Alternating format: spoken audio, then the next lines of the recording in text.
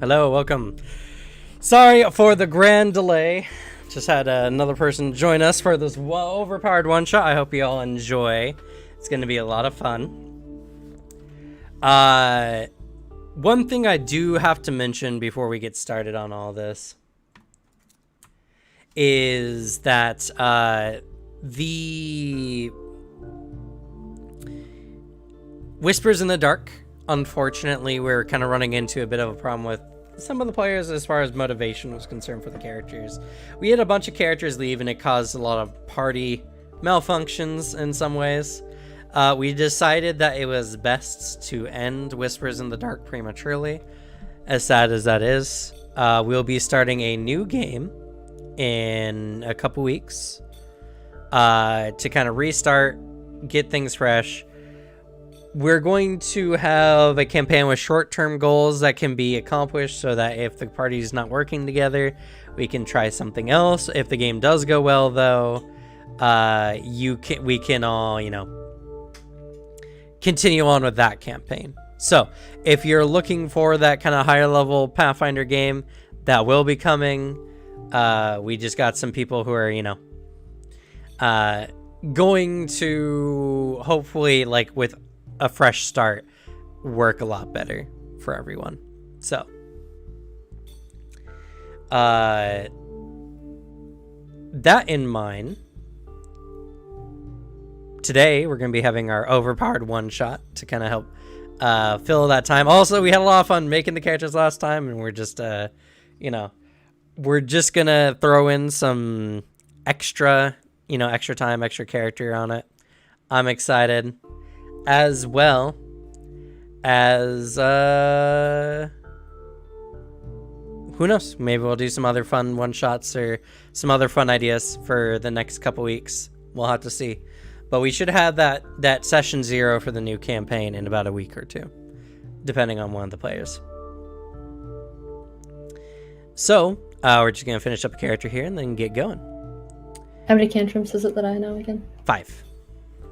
Thank you.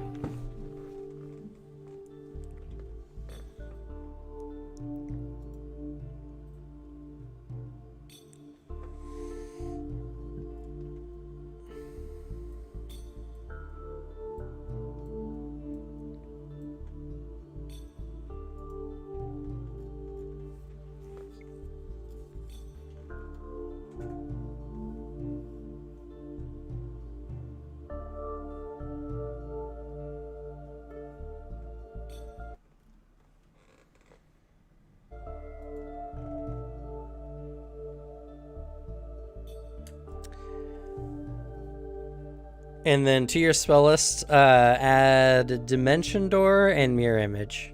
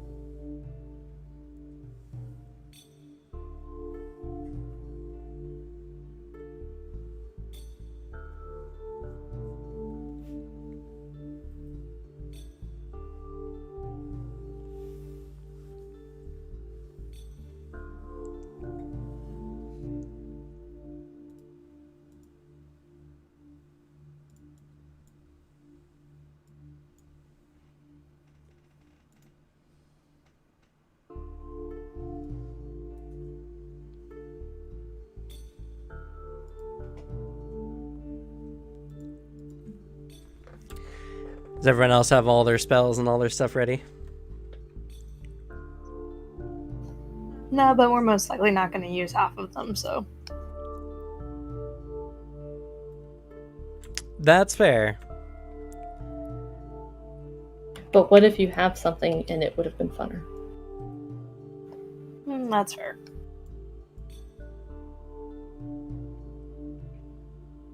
I personally am ready to go. I'm also ready.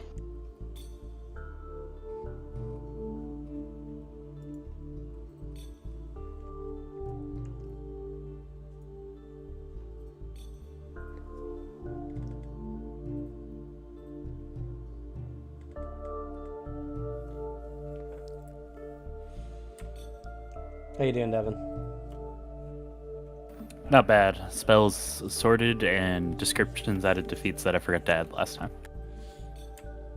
Fair. All right. So this is going to be a fun time, I already can imagine.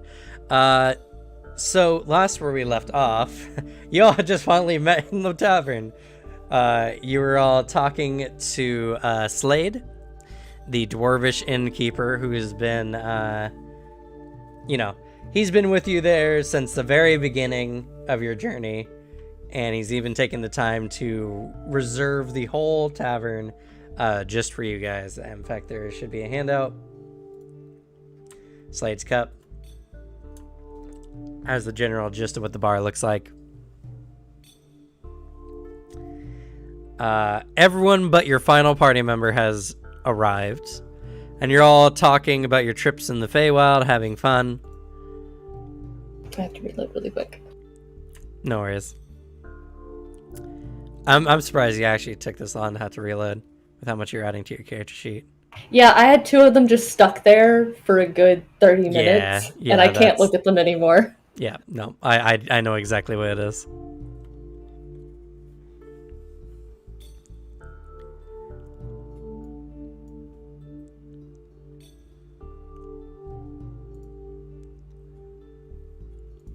I also didn't clarify at any point. Is this a camera game or not? No camera. Okay. Nope.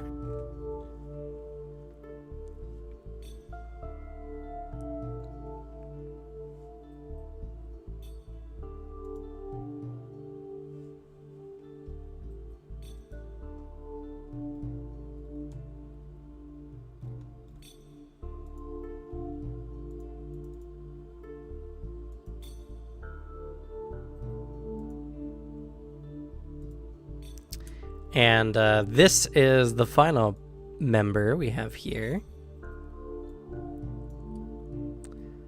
If you're ready to enter. That one's such a garbage doodle. Well, fine. But I do wear my tails like that. There you go. There's your other party member. That is the color morph. That was a very cute picture. I did have a token just in case we needed one, but it's just the fox. So I'll give you that.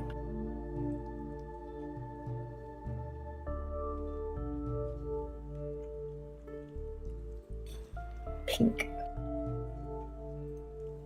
My usual enemy, but for today I'll let it live.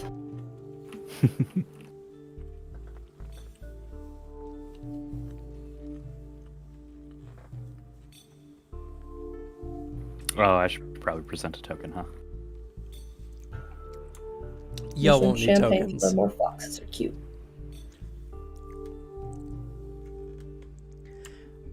We won't need to know our position on the maps. Theater of the mind will be a weapon we use against our foes. Unless y'all really, really want maps, we can. I do have some maps prepared just in case. If we need it, we need it, but for now we're fine.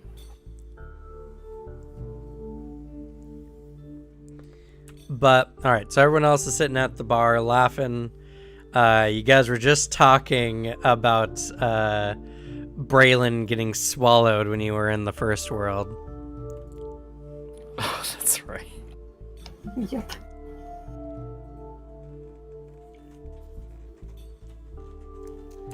As you guys are Yeah, go ahead. fondly reminiscing, the door just thumps open. Finn has been silent this whole time. As soon as I go to introduce a character, bork bork. Yappy little monster. But the door slams open, And drawing more than a few eyes is a very ostentatiously dressed kitten who closes the door behind themselves with one of the tails that are draped up her back and over either shoulder and her upper arms, where she has her hands kind of crossed in front of her. They slip between her torso and her arms and spill out to either side, past her hips, forward to either side.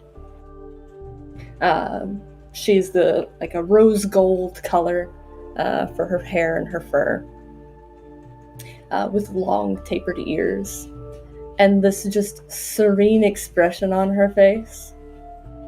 And despite having just walked into this tavern, she already has a glass in hand, delicately tucked against one of her upper arms.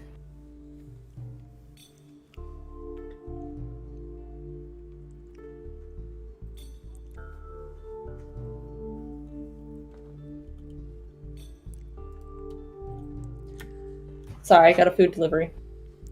Oh, good. That would be why Finn barked. And yes, this is one of your party member, y'all. Okay. Just making sure. There's an immediate, as soon as she scans and sees you all, especially cut off from the laughing as it's tapering out messily, the small smile turns into a beaming grin. And she shifts all of her weight to one leg, the tails flickering for a moment before they curl around her legs and then relax back out as if a fur coat has been delicately draped for the drama of it all. Darlings, it's been forever, as she begins to sweep over to you all. As you see Mai, it's been a while. Theodore, having just previously lovingly been drinking his beverage, looks over to the door, kind of with a small smirk, and says, "Fashionably late as usual, I see."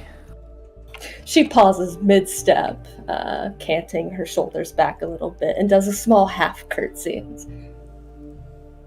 Well, you know me, darling. Have to make an entrance.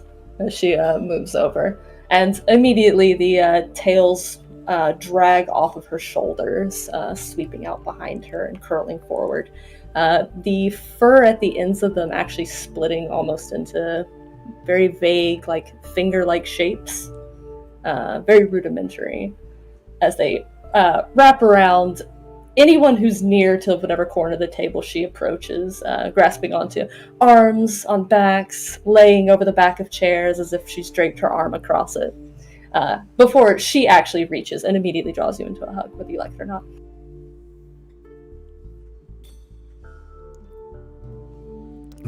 It is good to see you again. And real quick, let's just give brief descriptions of our characters for our new party member. I'll flip up your Our new old party member. portraits. Yeah, our new old party member.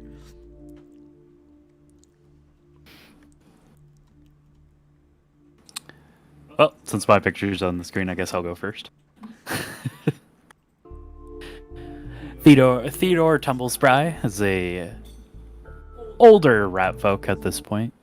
Has grown a bit more rotund since the adventuring days. Has kind of a distinguished look to him as he's become captain of the guard of the city. Having his usual work utilities equipped as he had just came from his office that particular day. He has also since grown kind of a older, loose and twirly mustache at the sides of his nostril.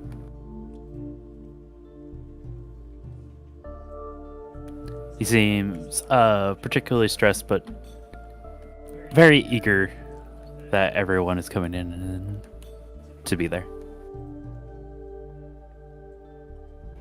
Don't worry, sweetheart. I won't cause any trouble while I'm in town.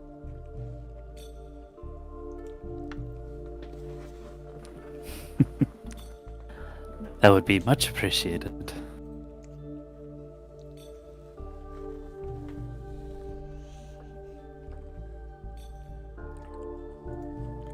Next. I say vampire dead. Oh yeah, alright. So, Braylon, he has dark brown hair, kind of short, but it's grown a little longer since the adventuring days. He has a short beard, tall, athletic build. He's kind of pale, and he has a nice smile, and obviously, he looks awesome. And he's currently wearing a corgi Hawaiian shirt that one of his kids gave him, and he's wearing dark blue pants and dark boots. And he has a really warm smile, and he looks... Even though he is a vampire, he is very warm and very kind.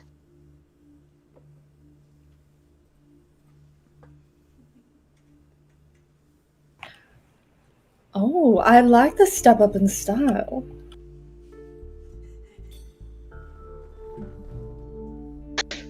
Braylon smiles and says, "Thank you, but thank you." And he says this while blushing because he can't handle compliments. One of the tails kind of flicks up the hand split and fixes a collar of the shirt. And on to the next.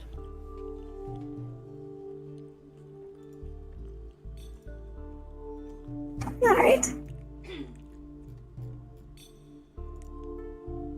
Sorry, forgot the voice changer was on. Moonbeam Tulip Fluff. A small leshy familiar former leshy familiar made entirely out of leaves. Ever since venturing out, her leaves have kind of spread out a little bit, so she takes a more like a butterfly moth-like appearance. They vary in color. And they tend to change in the light. As you notice her sitting next to the sunstone, they tend to change into a fall color before shifting back to green. And with her is her little leshy familiar, which is pretty much a little tiny replica of her. Just with like a little flower on top.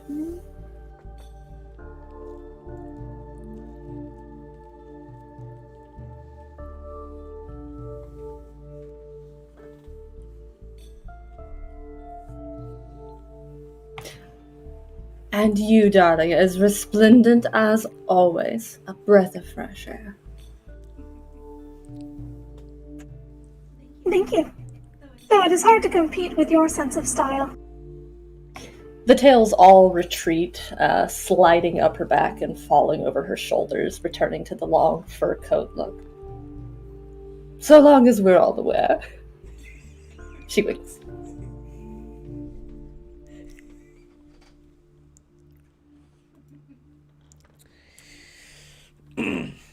Slade, sitting behind the bar, is a your standard fare for, dwarf. Got a thick, curly brown beard that's starting to gray now a bit. He's been the bartender since the beginning of your adventure, and he's given you many fun jobs. And his establishment has been a bit of a respite after many of your adventures. And he looks at y'all and is like, "Yeah, you're here now. So, excuse me. I was getting into the refreshments a little early." He goes down and sets out many nice trays of food and drink and more sunstones. And he's just like, "There you go. Now, remember the deal. Don't tell anyone I can cook this good. Those damn bar rats don't deserve this kind of treatment from me, that's for sure." Always delighted to be an exception.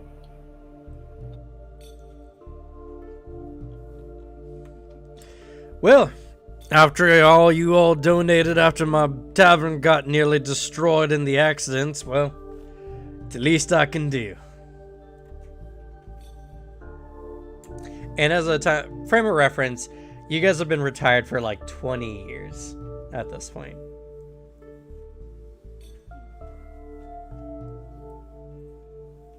Fair. That would be why Theodore looks so old now. He's no longer a young Yosoke. If there's anything you need, just let me know. After that last incident with the bard, I figured y'all wouldn't be too comfortable having some live entertainment, so you'll just have to entertain yourselves, I suppose.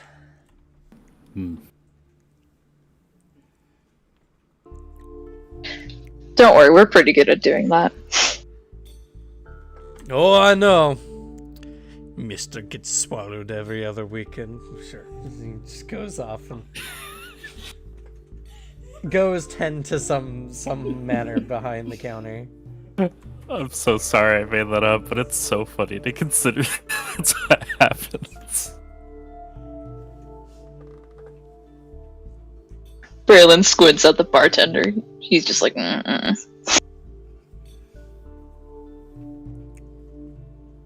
I mean, you were swallowed by that giant frog. And that rat. Also that plant creature. And the dragon. Oh, don't forget the sea serpent. The really ugly one with the pustules. Ugh, don't remind me.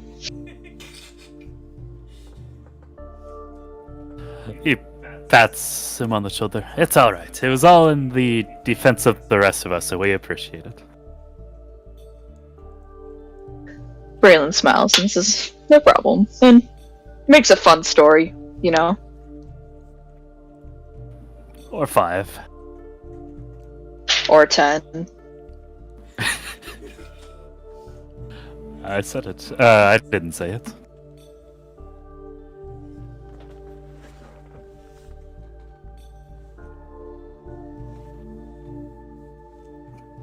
Actually, I think the only person that got out of those fights unharmed was you, and she just looks over at her Kitsune friend. And just in case you couldn't hear the name, I'll just type it as well too. Thank you. Yeah, I had to speed write down all the notes.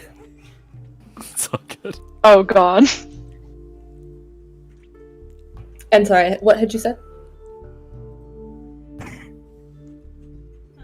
You were the only one that came out of that fight unharmed. It was pretty impressive.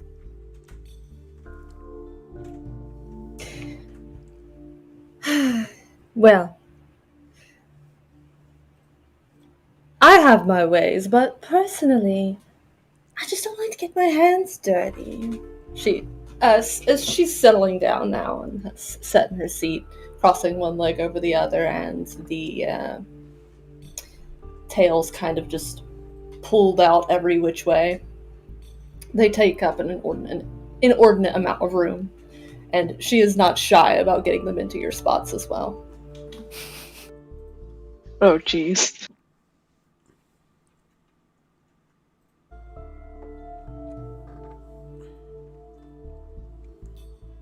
Temple's try once being one of the ones that would probably scooch away, just lets it happen now. You catch the faint whiff of some type of incense or perfume. And she just kind of examines the slightly clawed nails. And just... Plus, whenever things get too close, they end up deciding they've made a mistake. She pats the nearest tail through her hand.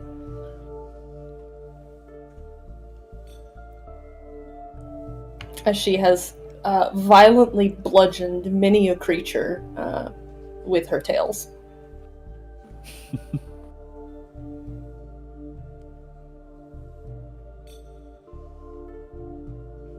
Despite how much of a lush she is and how extravagant, You all know Mai has some pretty strong prey drive when it comes to a fight.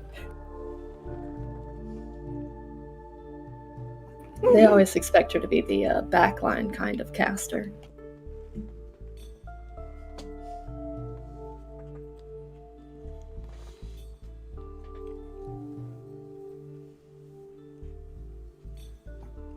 Looks over the theater. So how have the city guard been? I'm sorry, what was the last part? How have the city guard been? Terrible. They're not working hard enough. Don't they know how long that I have? They have to know that I don't have that much time left. They need to get up to par straight and proper if they want this city to stay as peaceful as it is.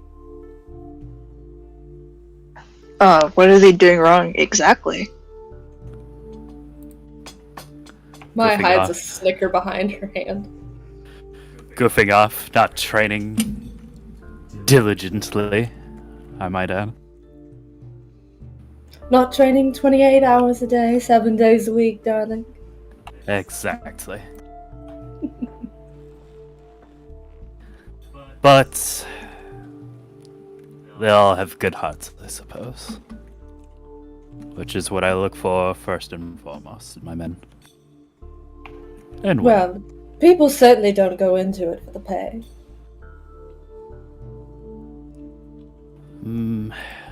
Well, once they get the proper training, they will.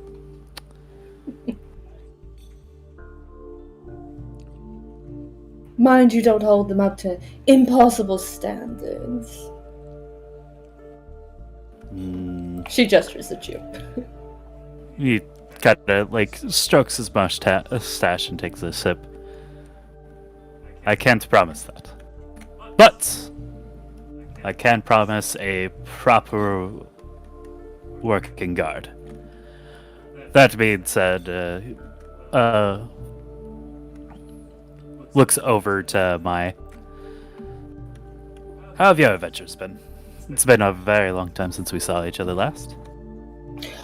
Oh, I've been traveling every which way. See, there's all these small little villages that kind of just get left behind when there's not some world-ending danger in the woods nearby, or in the caves nearby, or on the mountains nearby, or in the ruins nearby. So I've been going a little touring around, checking out places that I've heard before, and a few that just surprised me. Recently, I've been wintering in a chain of islands that have just been lovely. So quaint. The natives so hospitable.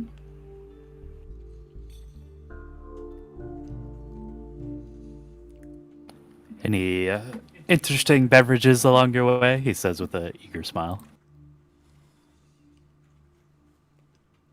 She reaches out and sets a fingertip on the edge of the glass, ringing it around for just a moment, just long enough that it starts to ring before she pulls back. Oh, you know me. Absolutely. The vintages.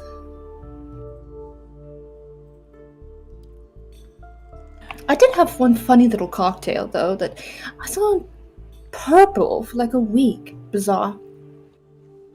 If there were any other side effects, well, she shrugs. I was having too great of a time anyway to really tell. That sounds unusual. We're unusual, sweetheart. I wasn't going to let retirement be boring. Oh, and I've been keeping track. I have only been attacked by bandits about 14 times while traveling. I wonder if they're catching on.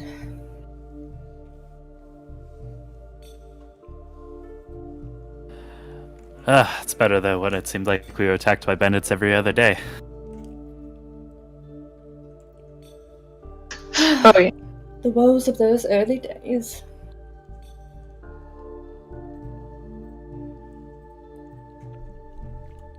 Go ahead, Braylon. Oh, I was gonna say, yeah, I remember all those bandits trying to beat us up. I always remember how much they paled as soon as they realized the. She reaches up towards her mouth and like taps a nail on an elongated canine.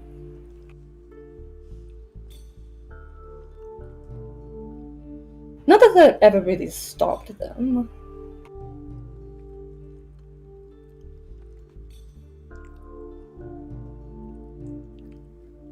Well, between you and Braylon, I think they learned pretty quickly not to mess with us. Oh yeah, they definitely learned very quickly.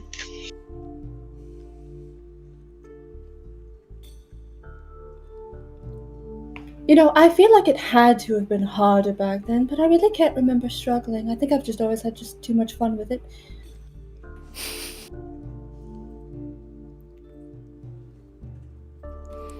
There are plenty of, like, very trying challenges, actually.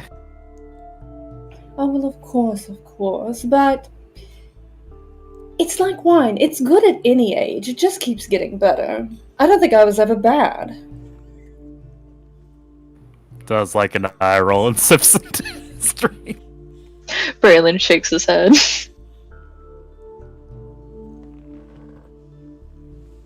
She definitely started out on this, the very, like, spoiled princess type, until she, got a hold of her talents and gave up on being the, prim and proper in the backline and realized she dealt a lot better with people up close and personal.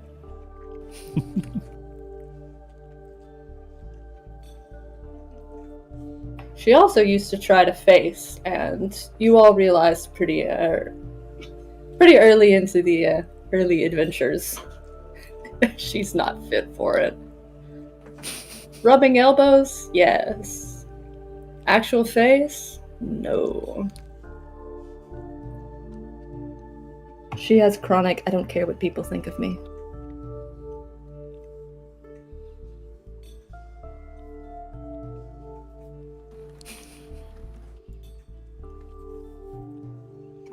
So how's your estate doing?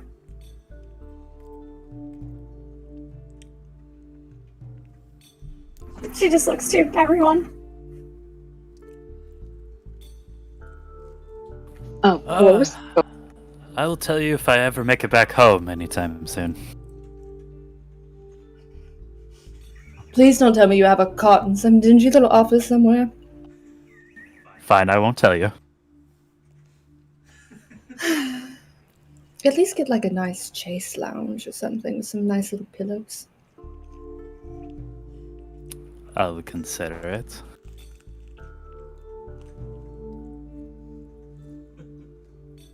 Actually, you really should take me by your office. I'm sure I could use some like nice interior decorating. Needs a keener touch. I can feel it. I might take you up on that offer. Lord knows I don't have the time to do so. Though, We'll make time. She grins, a challenge scene.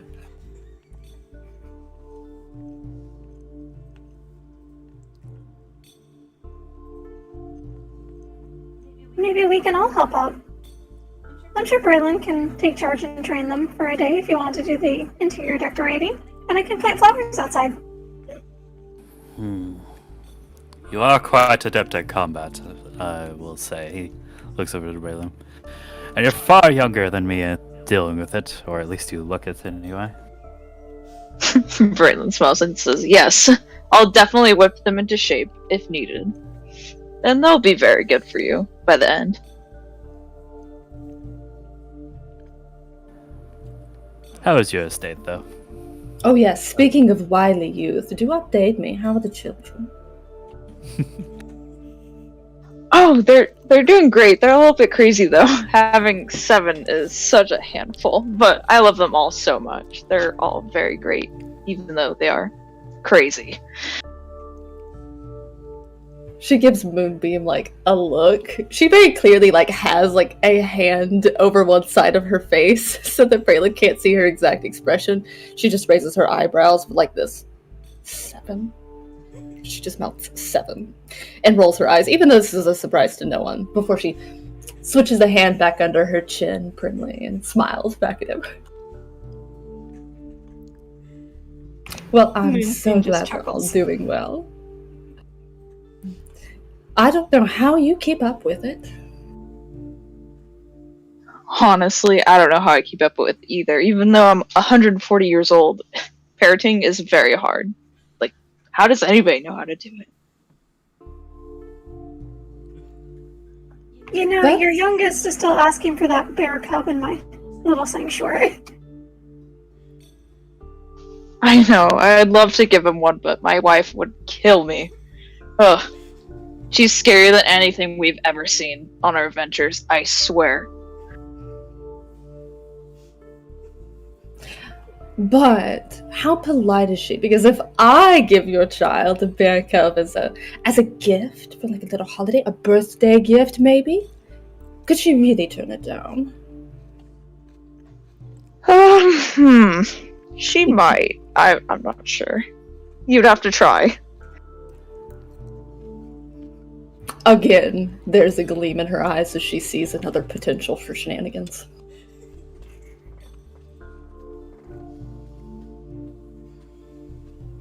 How about you, Moonbeam? I didn't like the estate they offered, so I tore it down. There's a giant tree now, and it's very pretty. You tore it down? Buildings aren't my thing. Back to nature, I suppose. It must be rife with flowers. Oh, yes. All kinds of animals as well. The neighbors are complaining about the noise and the roots. Let them complain and you can remind them how you got the estate.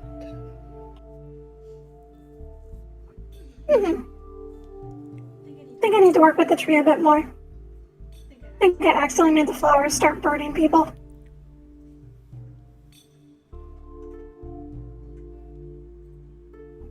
Still don't know how I did that. So you all spend the next few hours drinking, reminiscing, making all kinds of small chat, just reconnecting. Just as it's starting to get into the evening hours now, and the sun is just about, to set, there is a lot of commotion outside.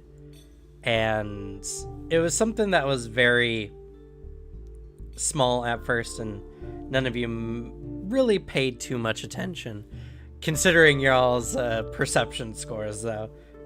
You were aware that something was going on, but now it sounds like there's an absolute riot right outside. What are those boys doing? He looks over at the front where he left the 2 guards. Now, normally the bar fights are on the inside. I should really address that. We'll be right back, Slid. Hops off the bar stool. Yep. Go ahead. He seems completely unconcerned. Jumps off the stool and just floats to the ground. As he hops off the stool, there's like that stretch, and then he starts tapping to the front of the bar. Careful there, going to pull something. Ha! That won't slow me down. If it nearly being bisected off my body didn't, this surely won't. Yeah, nothing will stop him. Temple spry made of sterner stuff as she pulls herself up from the chair, and the tails doing the same, flick back over the shoulders and returning to the coat form. She snaps at Braylon, who's she's just left you just a step behind, but she still snaps her fingers with a few little sparks between the nails, as if summoning you like a dog. Wow. Come Braylon mute. now. Alright. And he walks up, steps off the stool, and walks over.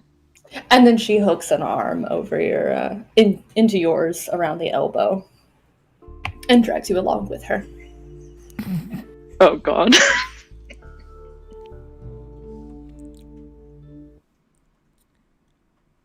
As you're all getting up casually, there's a sudden sound of shattering glass as it appears a stone has been thrown through one of the front windows. It's hard to see out through. Slade has taken to the stained glass front window look, so you just see vague shapes on the other side.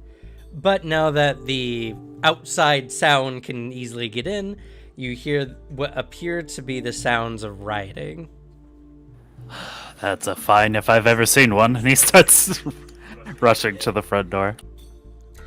As you go out through the front door, you see your two guardsmen who are currently struggling with what appear to be hooligans.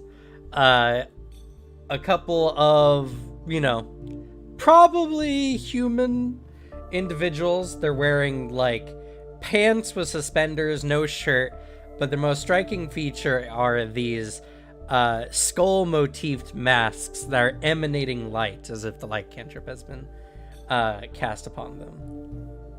And they're just going apeshit. That's the only way to properly describe it. Just laughing, giggling, and also, trying to topple over these two guards. Now that's a fashion decision if I've ever seen one. Why are they shirtless? Hey there, stop this right now. And he starts marching over to his guardsman. And it's like, it's time! The bright skulls are gonna take over Magnamar! Yeah! As they're not stopping at all. And you just see, imagine all these psychos from Borderlands. Yes. There's a bunch of them of all varieties, ancestries, sexes, running through the streets, all with these same glowing masks, causing chaos. Mai unhooks her arm from Braylon's, though there's as her hand passes by your upper arm, she squeezes it for a moment, just you're going to need these, and pats your arm before she lets go entirely.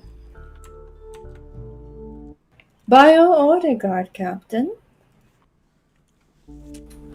Yes. I'm afraid I might need to request your assistance in this, as this is a madhouse. Alright, time to reestablish order. You have all been deputized. Ooh, I love wanton power. Oh, do we get badges? Oh, boss! Some help here! As you're all just talking there and they're being molested by psychos. I would like to grab some boys. Okay, roll for me in athletics.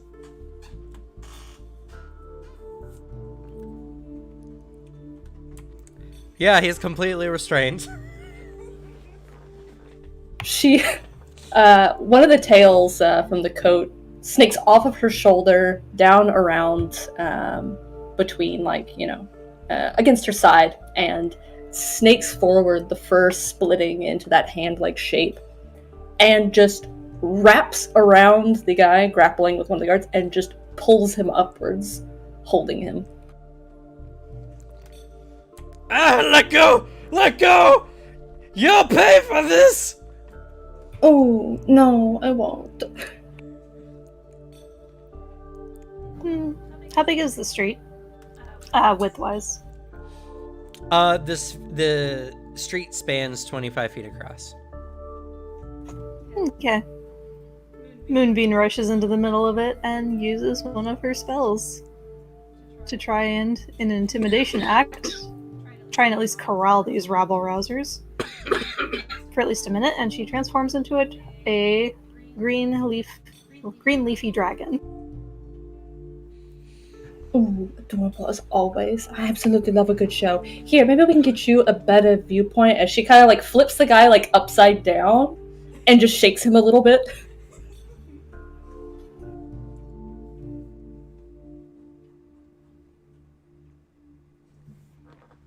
Oh man, I gotta learn about all kinds of late level spells now. This will be fun.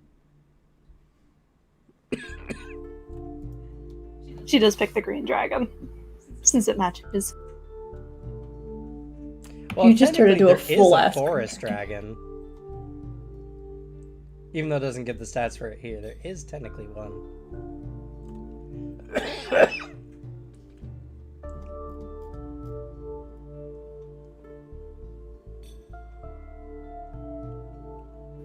And she attempts to intimidate.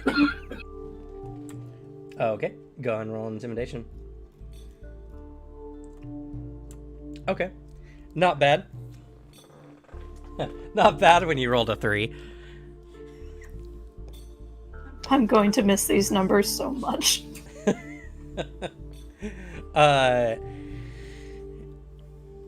You turn into this massive dragon and you let out a ferocious roar. A lot of them around kind of like take notice for the moment. Some kind of flee, others are probably just straight up psychotic and they go apeshit and they're like, yeah, dragon! Dragon! Start knocking down windows and doors. Fuck yeah, dragon!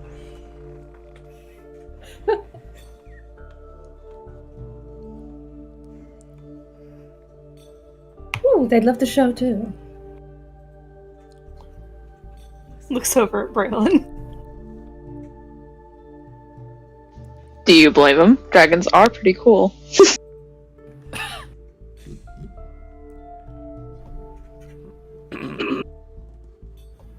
Shakes head. And may as well pick one up and fly into the air. Alright, you do so.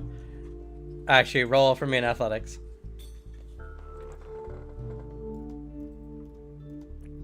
I actually have no training in athletics. But does a dragon? Yeah, you add plus 23 if you're in the form of a dragon. Well, adding the 23, that would be a 39.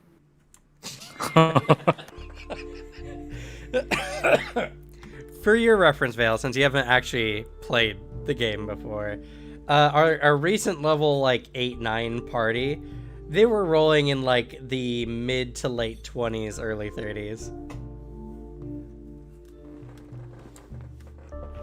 And my first roll's a 43. And your first roll is a 43. Hot. Yeah. So they're restrained. They cannot do anything. You take them off into the sky. The guy is just like, oh, I never thought this would happen. Not like this. So, like, what level of damage are they really causing? Is this like a, just deal with them sort of thing? Or should I actually be worried about their health? Please knock them out. Oh. They will be tried and court properly. With that, he draws his rapier and he is going to go and do a rallying charge as he runs up and jumps up to try to knock out one of these individuals. Alright, go ahead and make a strike -2. I already have the character sheet open while I'm doing it.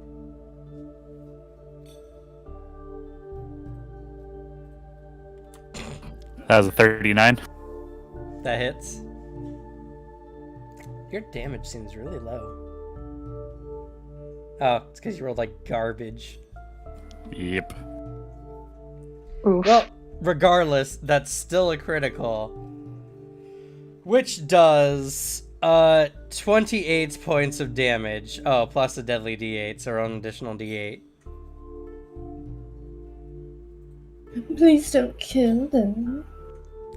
35 non-lethal damage with the penalty.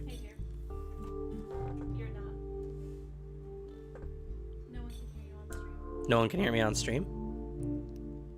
Hello? No? The thing says I'm I can making hear him on sound. stream. Yeah.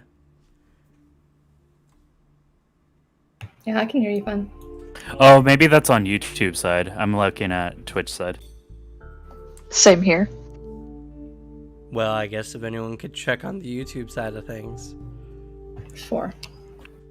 I know on the Discord side I can't hear you. You can't hear me on Discord? Do you have me accidentally muted? No, I have you all the way up to 200 and I still can't hear you. Y'all can hear me on Discord, I'm assuming. Yeah, Yeah, can hear him on YouTube too. I can hear you on YouTube. So, I don't know. Weird. Do you have me muted? Nope, I can hear you on YouTube. Okay, I think my headset might have gone out. Give me a second, I'm gonna try to reset it.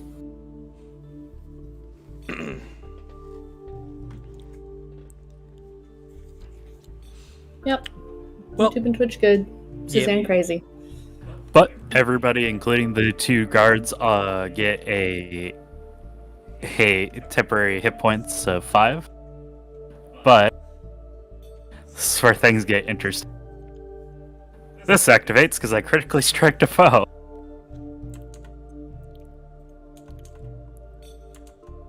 And we're gonna throw out Inspire Courage as a free action. nice.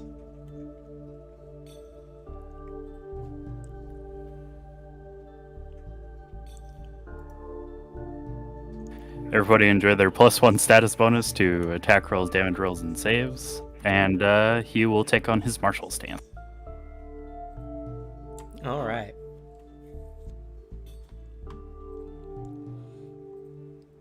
Gotta roll diplomacy against the standard difficulty for this level. 1 second.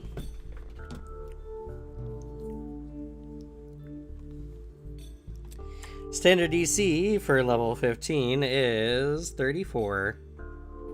That is a success. So, for all intents and purposes, if you're ever next to him, you get a +1 status bonus to attack rolls, damage rolls, and saves against fear effects. More probably so for his 2 guards, but still beneficial. Oh, that does literally the same thing as your. Oh, I'm sorry, to attack and mental effects. The other one is to fear effects. Yeah. So, the only bonus is the bonus against mental effects. Hmm. All right. Well, there's still some crazies running around. There's a lot of them. Like 30, 40 people easy. A few ran away earlier. One of them is currently grappled by Tail. The other one is currently being flown away by a dragon. You think she'll bring him back?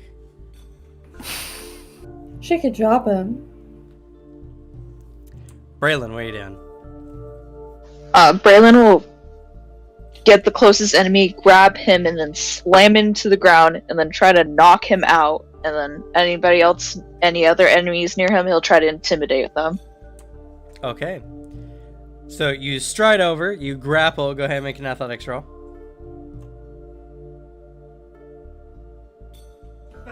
Well, that guy's very restrained. And then you slam him into the ground. For this, we'll just use your unarmed strike. Would unarmed fist work okay? Yeah, unarmed fist. And this will be your second attack, technically. Oh, you do not have it adjusted for your proficiency. Oh, oops, my bad. I'm so sorry. Nope, it's all good. Unforgivable. 4. You should be master at it right now. And then also, one second, open that back up. You gotta add your weapon proficiency to it as well. Let's, under that W specialty there, in the damage section, you're gonna change that to 6. I believe it's 6 for master. One second. Whew, I almost typed in 60. Yeah, y'all ain't that strong. I could become a god. Let's see. I think I deserve it. Greater weapon specialization. Yeah, 6 of your master. So, What do you think we did a skull man? all right, go ahead and hit the. You can close that and go ahead and hit the number 2 next to unarmed fist. Why is it rolling the critical specialization? It really shouldn't. 1 second.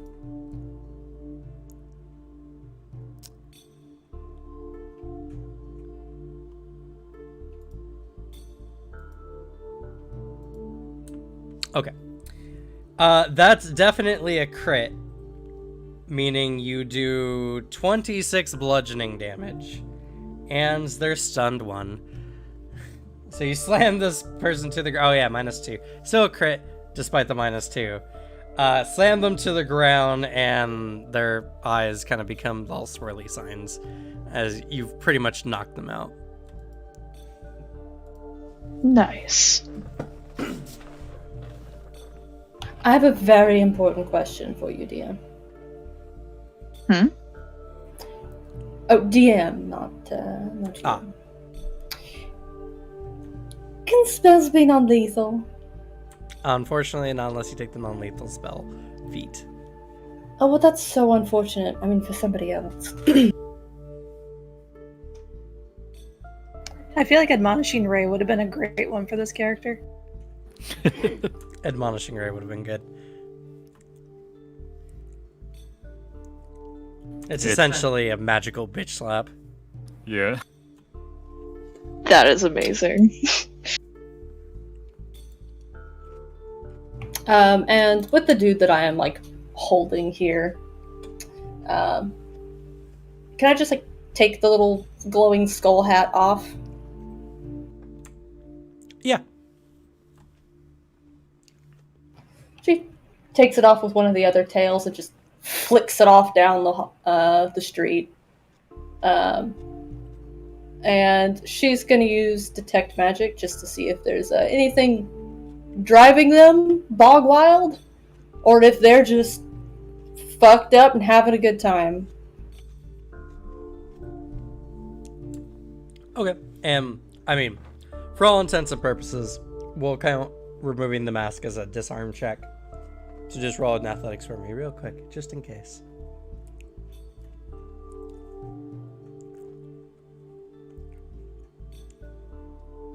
Alrighty.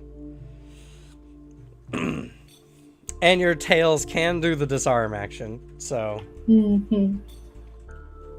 not even a problem. Anything I can do, they can do too. You remove the mask and you see a young-ish looking individual, probably in their early 20s, something like that, completely shaved head. You use Detect Magic, and you do sense a faint lingering enchantment aura upon them.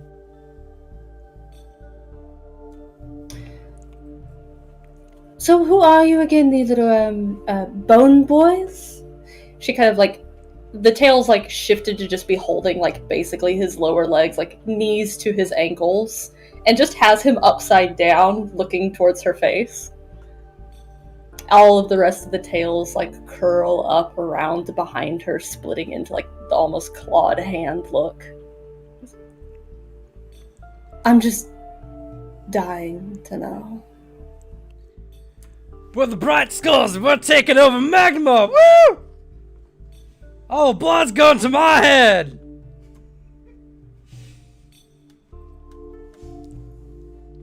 She pouts a lip for a moment, but she just, okay, I don't care anymore. And she's just gonna try and knock him out.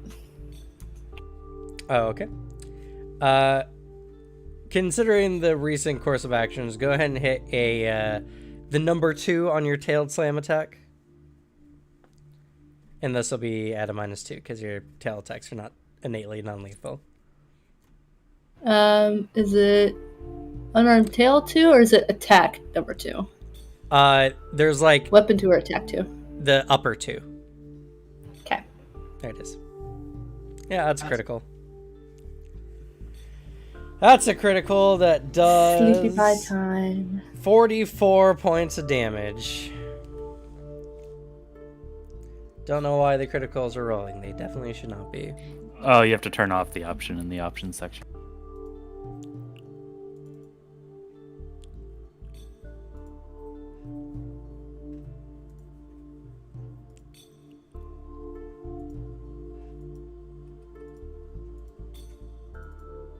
There we go. All right, but yeah. So you slam them as best as you can just to knock them out into the ground. You think it works? It was a lot of damage. I'm really not the type to really get hung up on all of this. I'm here for my friends and a good time, and this is kind of one of my favorite times. Not only have I been plied with wine for hours, but I'm also getting the chance to fight. The only problem is I haven't been given the clear to just wholesale just squish people, but I'll work with what I've got. Now we're just going to go on a tail bashing spree. All right, Miss Tulip Flip, what are you doing? Actually, good question, because I don't know if we ever fully established, where is Slade's Cup located in Magnamar? It is located in Beacon's Point. I'll go ahead and move y'all to the section of the map.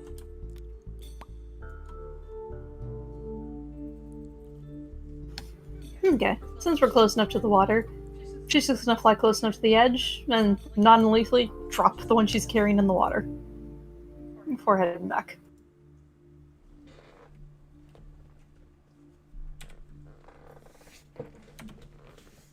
Dropping from a story so it doesn't do lethal bludgeoning damage when it hits like cement.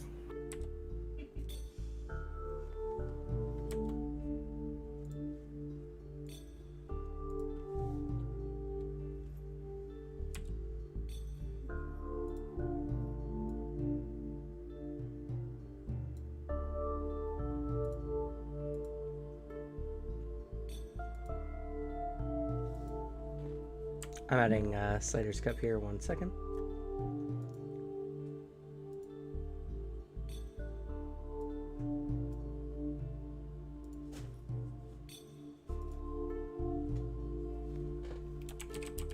God, you have a fly speed of 100.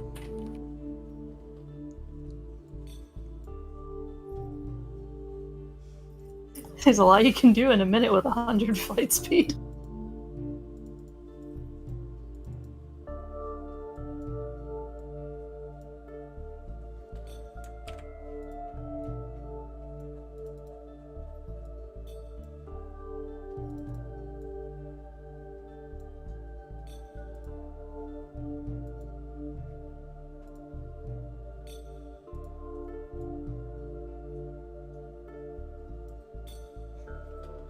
All right, there we go. Should be marked on the map for everyone now. Okay. So she casually flies to the nearest point for water and just non-lethally drops him in the cold ocean water. Okay.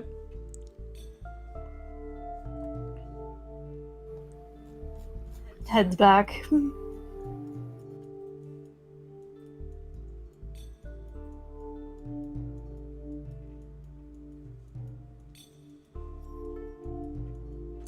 I'm really sad. I don't have a distance indicator on this map. I think I remember we ran into this problem before when we did Rise of the Rune Lords. That's quite possible. I just wanted to see how many rounds it'd take you to go to the ocean and back. It probably wouldn't have taken you all that long, honestly. I got a flight speed of 100. I'm carrying someone. Yeah. And you don't have to worry about buildings. At 300 As feet the crow per flies. round, it would have been no time at all. By the time you're all back and knocked some people out, you see that this chaos is everywhere in Beacon's Point. There are hundreds of individuals running around and causing chaos. There's got to be some kind of cult leader around or something, right?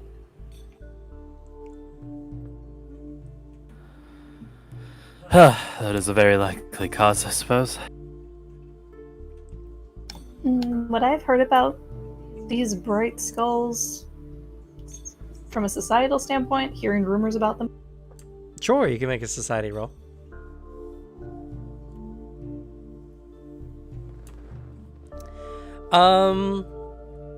Nothing particularly about the Bright Skulls. Maybe it was a gang you vaguely might remember, but if anything, it was super small time.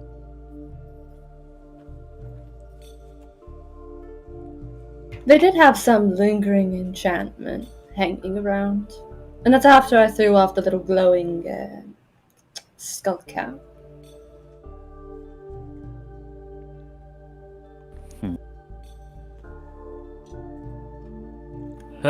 Unfortunately, I don't have any dispelling magics on me today. That being said, looks at the large number of people. I don't think I would really have enough for all of them anyway.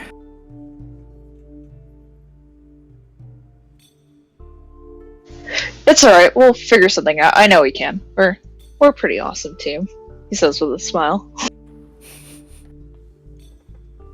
I mean, I could deal with a whole lot of them at once, but I don't think that you would like the property damage. Much as I love a good earthquake. Shudder. I mean, really, I'm sure I could find a place where it's not too bad. It's only like 60 feet. Let's save that for Plan Z. Well, just keep it in mind. It's been a while. Theo, come on. You know I wouldn't use it. I wouldn't suggest it if I didn't think it could potentially be useful. She's lying.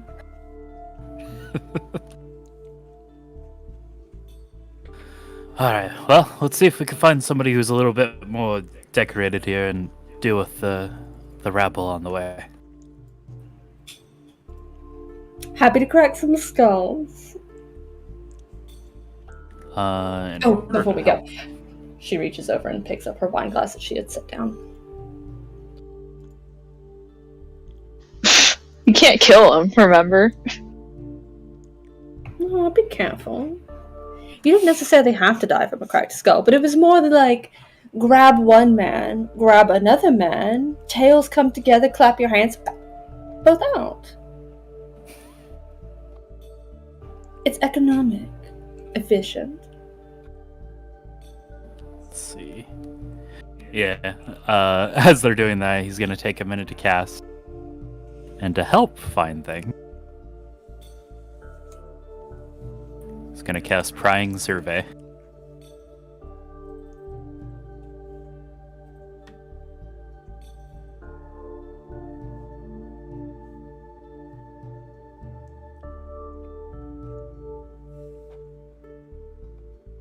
That is a pretty cool spell. That was a really cool spell.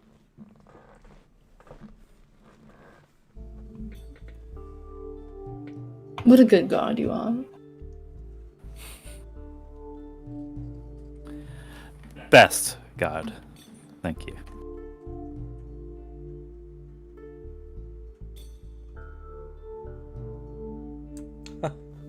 That's a really cool spell.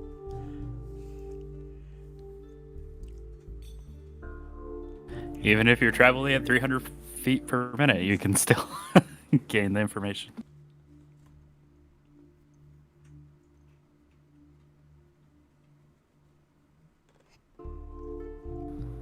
I went for very guard-themed spells. That's fair. Alright. Well, it depends on what you guys are doing. How are you going about your search? Going for... Well, in Theodore's case, his goal is finding somebody who looks particularly just more dressed than the others of the individuals, cult members. Maybe that has like a... they just look more important than the suspenders and skull mask. Okay. More of where are you going? Like, what is your method for actually investigating?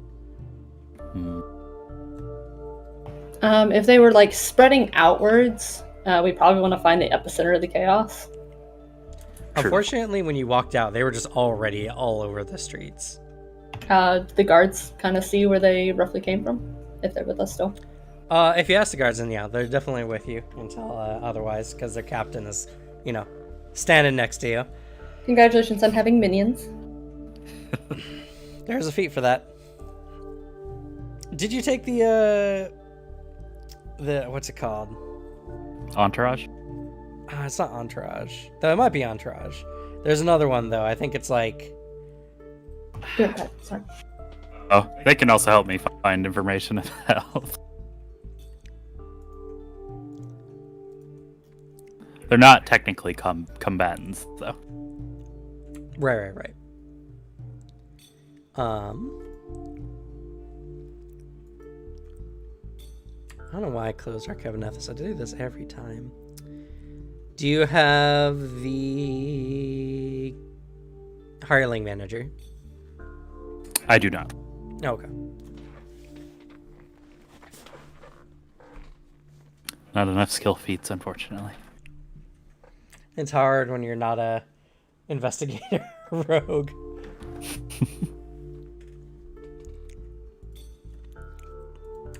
Okay. When you ask them, they're just like, we just saw them coming up around the corner over there. They motion and towards like this corner here, which is really hard to see on such a zoom in of the map. But they're just going around wildly like animals. Not that corner. Ah, I see.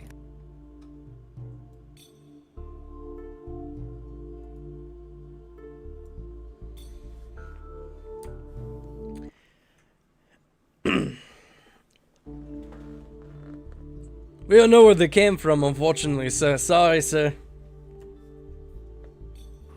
It's alright. That is plenty of information right now. Quickly, it gets everybody raring to go. We're gonna need all men for this, it would appear. Alright, Captain, where are we gonna meet you, Captain? Back.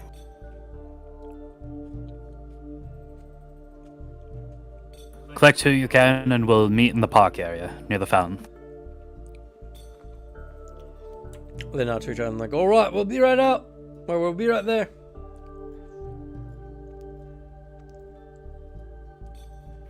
I have a question for the DM. Sure. As much as it is a defensive cantrip, could I, in a sense, use Gale Burst to give myself height and just, like, temporarily glide up to see things at a different height? I mean, you're still a dragon, right? Only for a minute. Unfortunately not. That's just not the ability of the spell.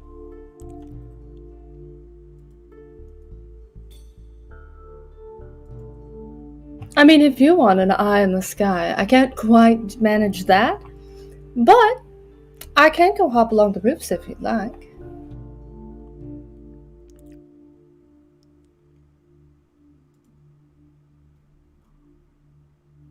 That might be useful. I'm afraid I can only do that dragon form for so many times.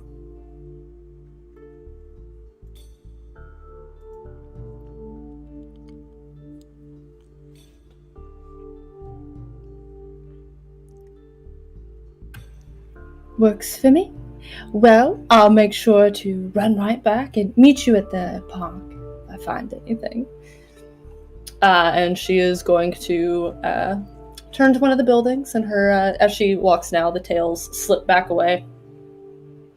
And she takes a running start, and the tails reach ahead of her, slamming into the ground, and she hops off of one of those. It catches into the wall, and she's going to basically try and use her wall jump up. Okay. And then make across the rooftops and see what she can hunt down. Go ahead and post wall jump. You can just click the blue bar. Excellent. Well, Brem, it would appear we are on ground control.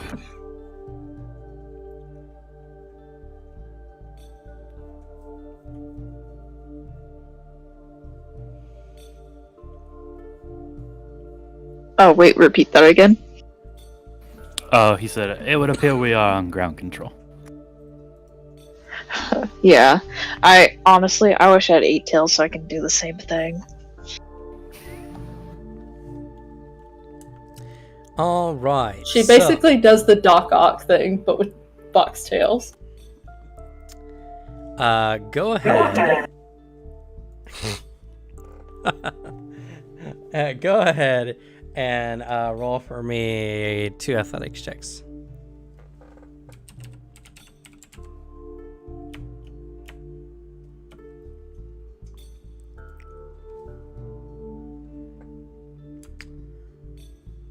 First one's not too great.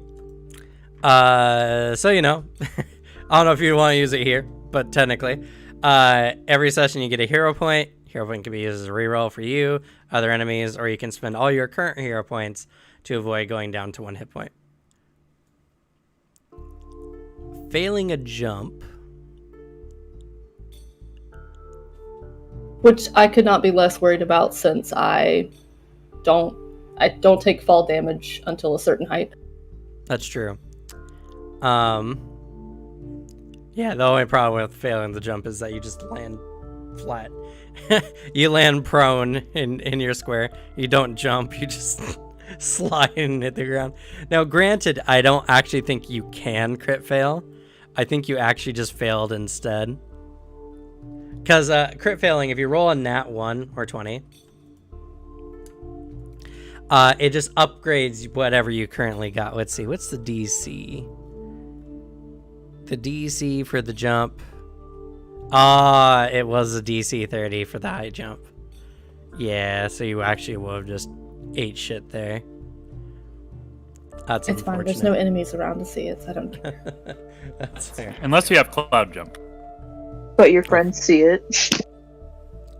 Unfortunately not. The second check, though, crit succeeds. You jump 8 feet up onto the building, and you can jump now again off of it with your wall jump. So go ahead and make another athletics.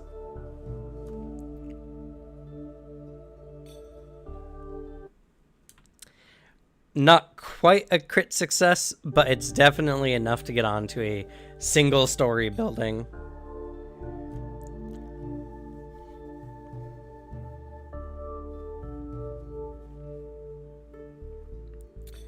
And you take off onto the roofs. I am become Ninja Fox. I don't need to roll well. I just need to find something to beat the shit out of later. And all will be worth it. Legitimately, you would have made the high check jump if you didn't roll a 1. Only way to fail. It's the only way. It's fine. Her pride is really not damaged. She's been in retirement for 20 years, and also, she normally doesn't fail. It's like, yeah, it happens to everybody. It's just a way to remind me that I am, in fact, mortal and have failings, I suppose. Somewhere.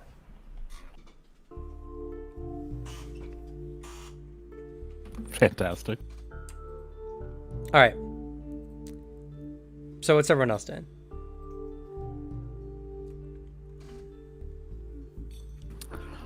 Oh, Theodore will be searching the ground. Let's see.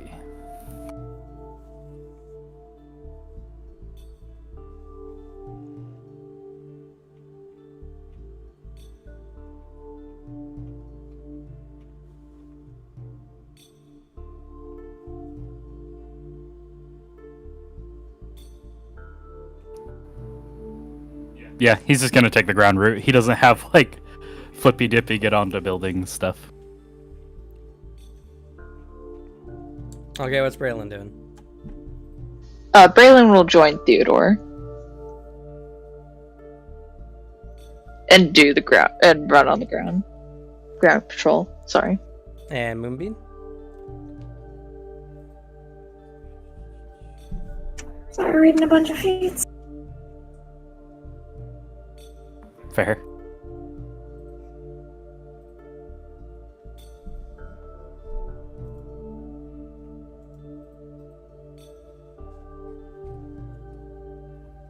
Are there any plants nearby? Not many, but there are like occasional potted plants.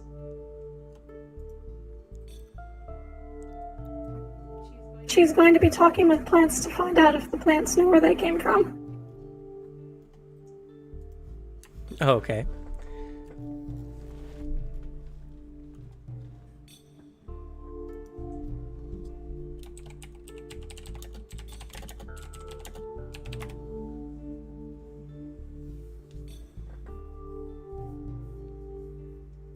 At least as much as you can with Marina, but she doesn't have to speak the clan spell.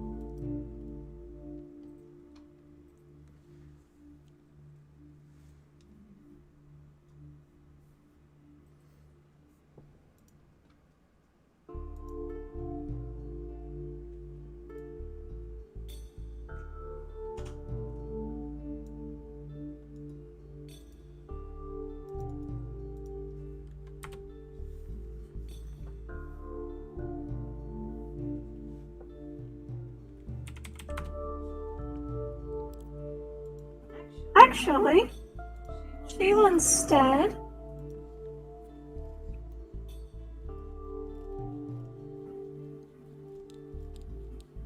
consult a spirit of nature.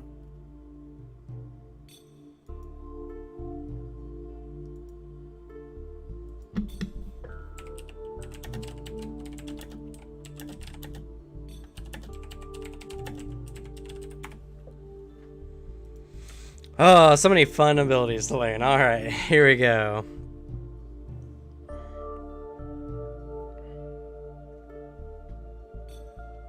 Suzanne could tell me that they just find out all the information and I'd believe. It's a long text. It's a long wall of text.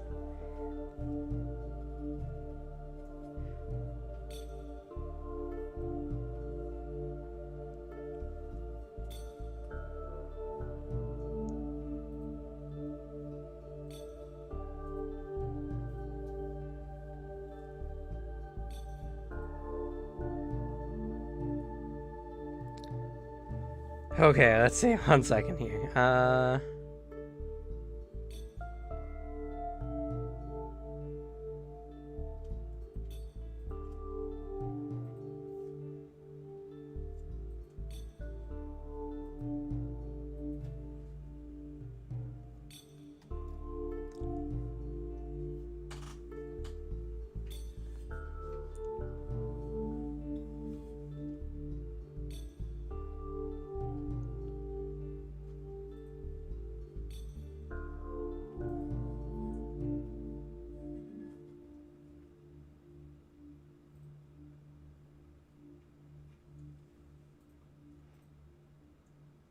Okay, I see, I see. Okay, so then as part of this, you need to make a nature roll.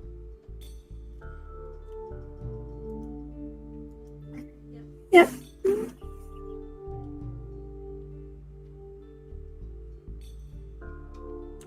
Okay. Man, I am rolling garbage today. That's still a really good roll.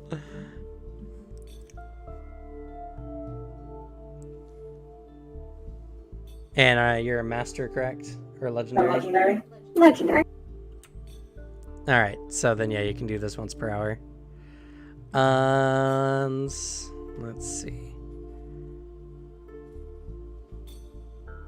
Okay, so that is a critical success.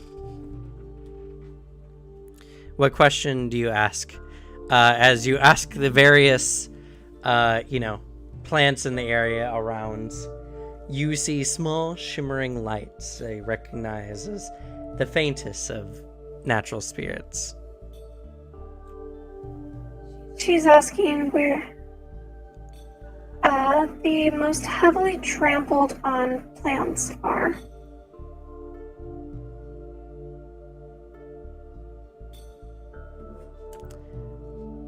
We don't know.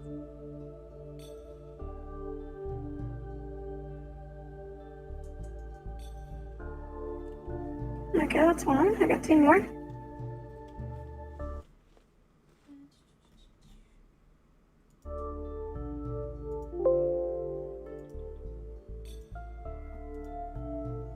Do you know where the destruction started?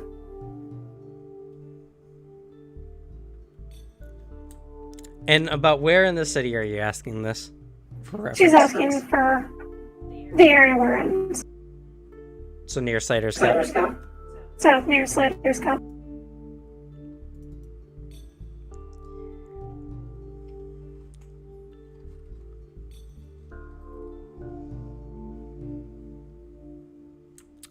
They motion over there, and you get gist of like this general direction.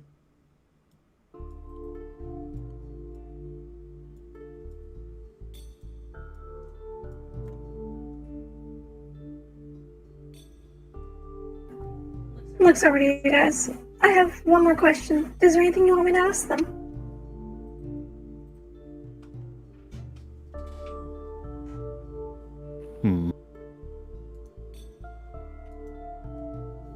I don't know. What do you ask, nature spirits?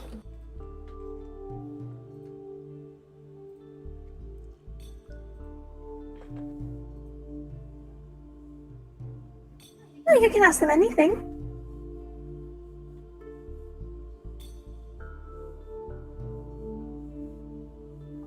You can ask them where water is, where plant life is. Anything connected to nature, they can answer.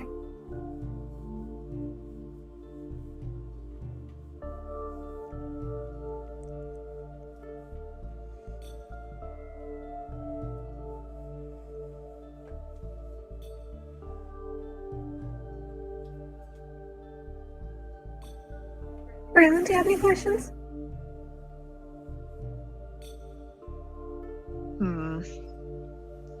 You can tell he's really thinking and like scratching his head.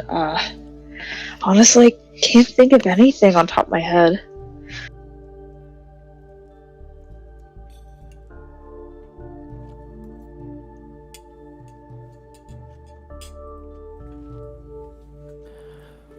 I guess, has there been any casualties due to this raid yet? She asked if anyone's been hurt during all of this.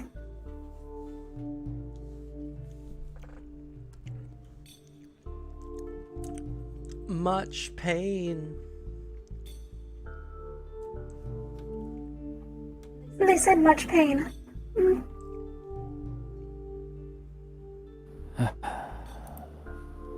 Well, can't be dilly-dallying then. We have to get this settled right away.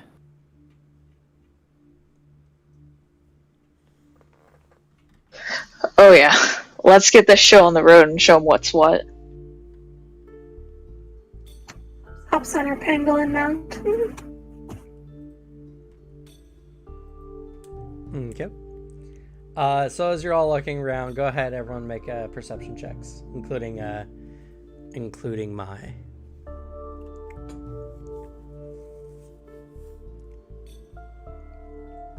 Is my series of eyeballs helpful in any way? Yes, they cover a huge area.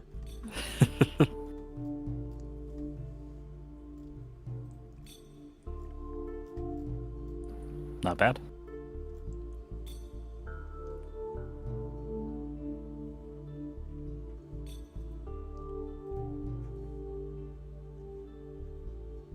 You can tell who in the party has no wisdom. Let's see, for this surveying eyes, that's Actually, I have a pretty decent wisdom. 120 foot. Yeah, I have none. I didn't add anything to it. I mean, a 19's still pretty good. Yeah, that's a pretty good roll. That's just because we're high level and cracked. I mean, yes. But let's see here. So as you're all like moving around and looking, you're finding that this chaos is spread everywhere. There's not many streets that are not currently being attacked by a variety of bright skull thugs in one form or another. Mine probably does get slowed down a little, if only because she sometimes just can't resist a bunch of people being in one area and goes in because she could sweep.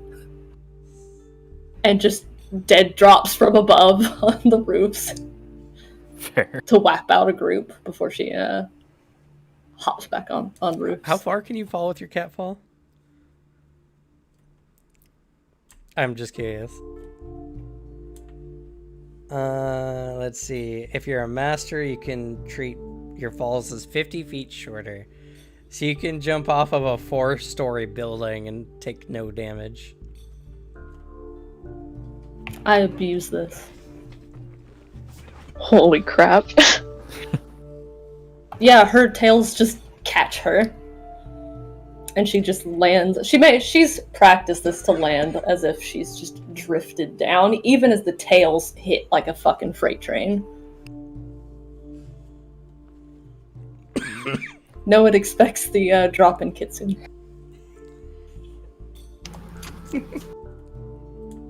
You drop down and you easily sweep a ton of people. Any of them that get even close to you. Here, 1 second. Let me have one of them roll an attack against you, and let's see how well it goes for them. I don't even have armor.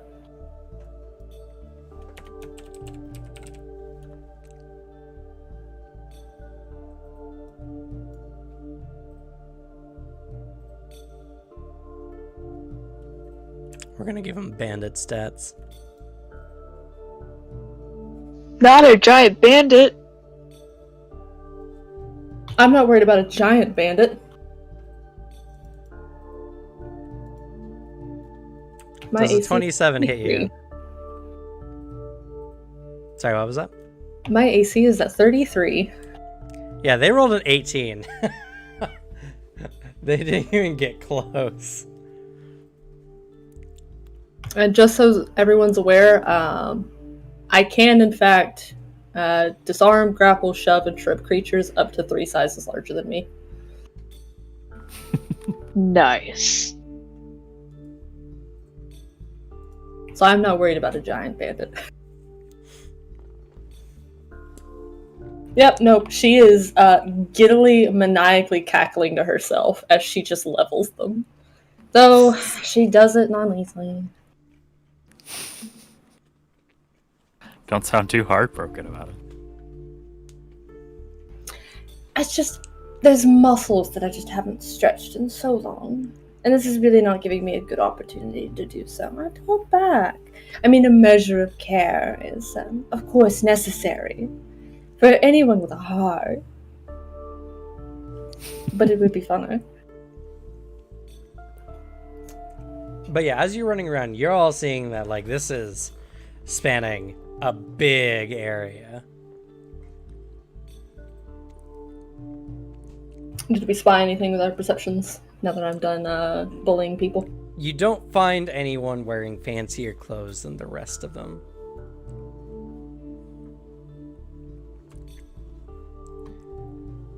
Just a bunch of psychos running around, causing chaos, and seeming to revel in it.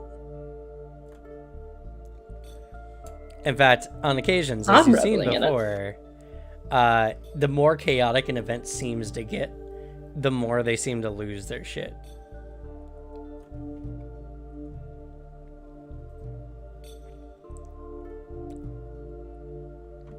You know, if they weren't tearing up your city, we could vibe.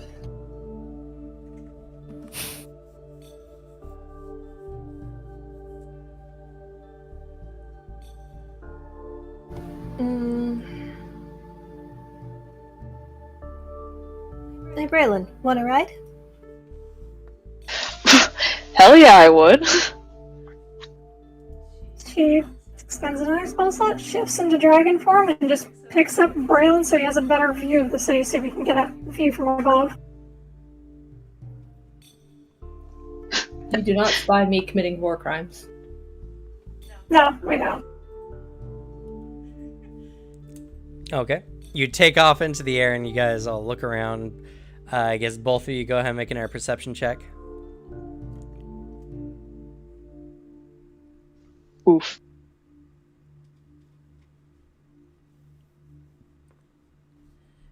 Rough roll, Braylon. I know. I like how you are. It's like a rough roll, and it's just like, that's such a high roll, though. Like, there's only 2 difficulties above what you got. 30 and 40. Oh, I didn't realize I had gossip lore. Would I have been able to roll that for the Bright Skulls? Yeah, you can do so. It says literally you can roll it for anything.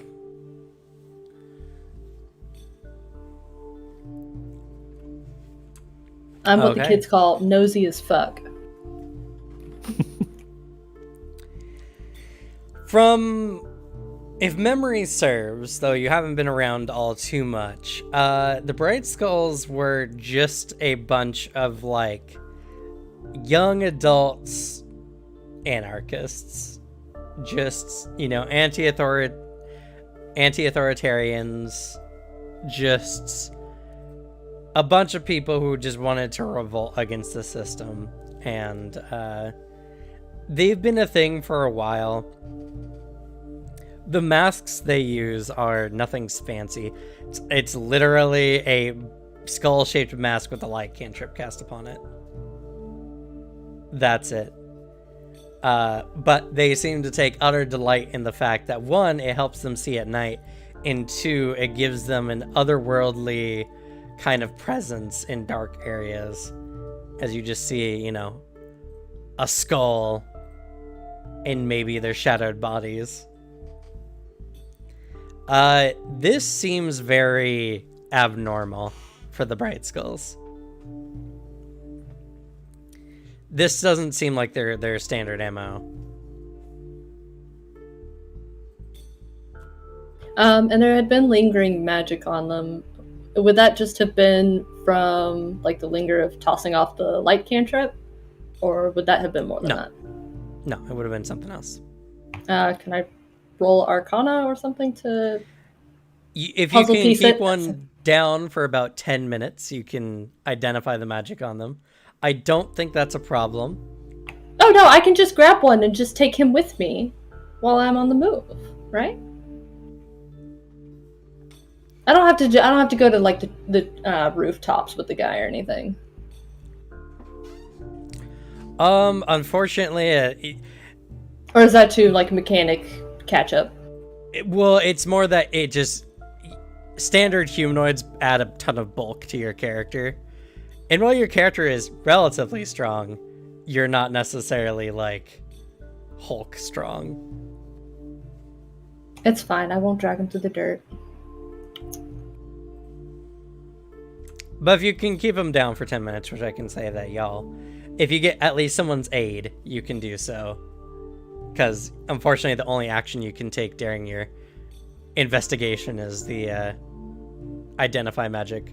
So, you can't grapple while doing so. Oh, that's fine. There's plenty of them around, so just knock out the ones around me and then start headed back to, like, kind of catch off where one of them are. Currently, there's a dragon that just took off somewhere, so probably head that way to find whoever's not on Moonbeam's I'll back. say you're also high enough level adventurers. You have some kind of communication device, I'm sure. Some stupid little earring. Wonder what that could be. And Maya will get closer and then catch a man.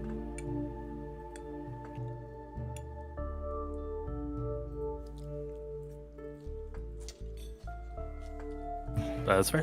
Theo! Theo. Ah, yes, perfect. This one. Will you just take over for a moment? there's just like a tail just splat on his chest. Suppose I could do that. Not as thorough as you, but I could give it a go. Appreciate it. They're just acting all kinds of well, not fey, but you know what I mean. Actually, I might be able to do it. Let's see here. Ah, no. Doesn't do the grab. Okay.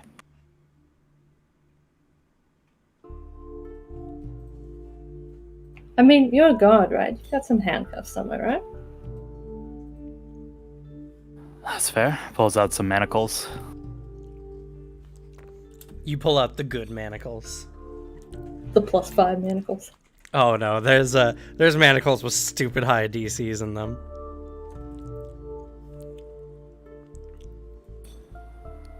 And then Thank you. I'll identify. Oh, the good. I see.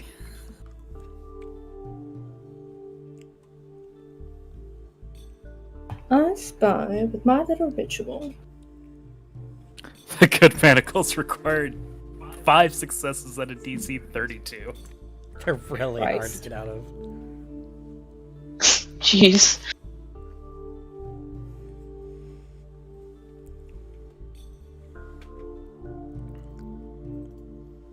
They're just standing there for 10 minutes, though, while the dragon's flying around with a damp ear and just... So, what are you doing later? No, I'm pretty sure she has to actually focus on the ritual, but... Hopefully dealing with this. You can all talk. It doesn't have a verbal requirement, so you're just looking at a variety of things and using some small like items or arcane focus and trying a bunch of things. As Moonbeam and Braylon are kind of flying overhead,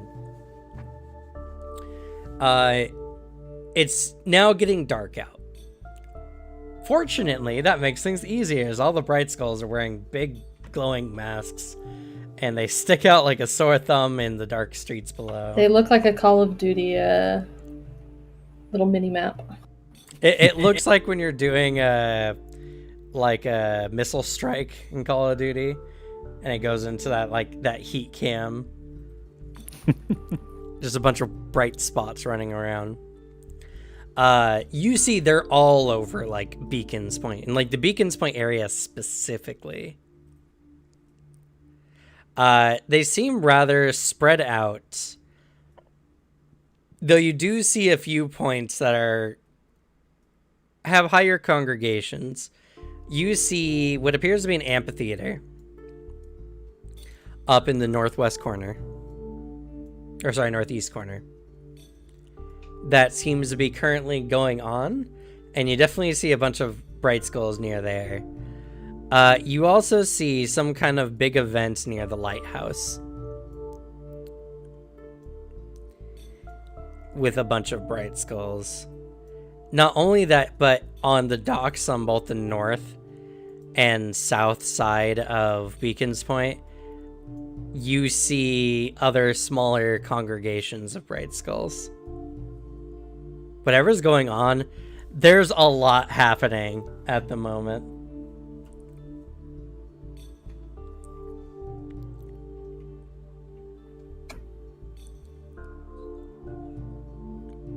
Looks down at Braylon. Should we fly over to the lighthouse and see what's going on? Sure, why not? There's a lot going on. I thought it was crazy where we were at. They fly in the direction of the lighthouse, towards that congregation. Okay. Y'all fly over to the lighthouse. As you're getting close, you see what appears to be like some kind of like makeshift stand that's been set up in this plaza near this fountain. And someone is giving like some kind of sermon to a bunch of these Bright Skulls, kind of all psychotically laughing and bouncing around in what should be a much more somber, like almost religious kind of experience. It's very strange.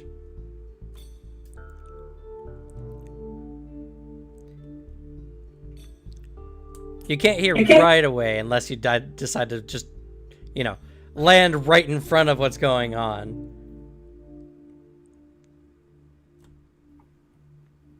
Should we check out the amphitheater? You don't feel that you have enough time to do so with what's remaining of your dragon form. Okay. You might be able to get back to everyone with the amount of time you have left. We should head back. Okay, we'll definitely tell everyone about that guy down there. He definitely looks like the leader. There's still the amphitheater, though. Yes. Well, we'll figure it out once we get there. Dragons and ceremonies, drops on a group. Or just walking over and shifting back into Leshy form.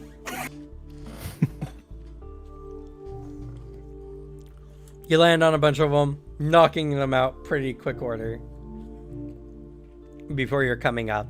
And just as you're doing so, Mai is finishing up with her identify.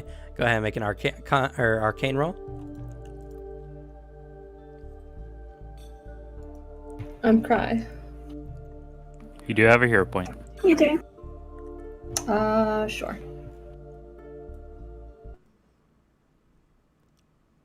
Much better. How many did we have? 1 each. Cool. Got it. Okay.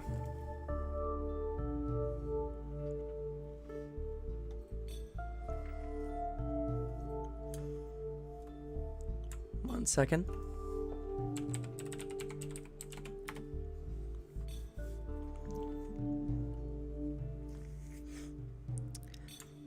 As you're finishing the analyzing the individual, they seem to have some kind of enchantment spell. It is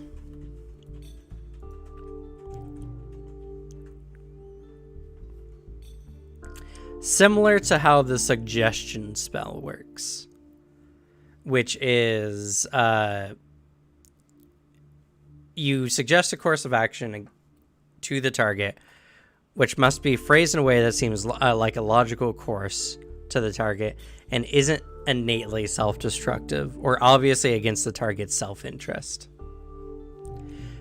What you know from the suggestion spell is even the strongest of suggestion spells, which will require 8th level spell slots, which is just at the range where you're at now, only affect about 10 people. So, given your roll, you extrapolate somewhat that whatever is happening is some kind of ritual version of suggestion. Something that, if planned out appropriately and done in a certain way, could have a much grander effect. Well, there must be quite the party going on somewhere that clearly I've missed. It seems somebody's playing a game of suggestion, but on a very fun level. It's a lot of people to get caught up in it. That is probably a very, powerful threat, to be sure. Did you two spy anything interesting out there? Oh yeah, while we were up there, we saw a guy preaching, and I have a feeling that's him. And then we saw some stuff at the amphitheater too.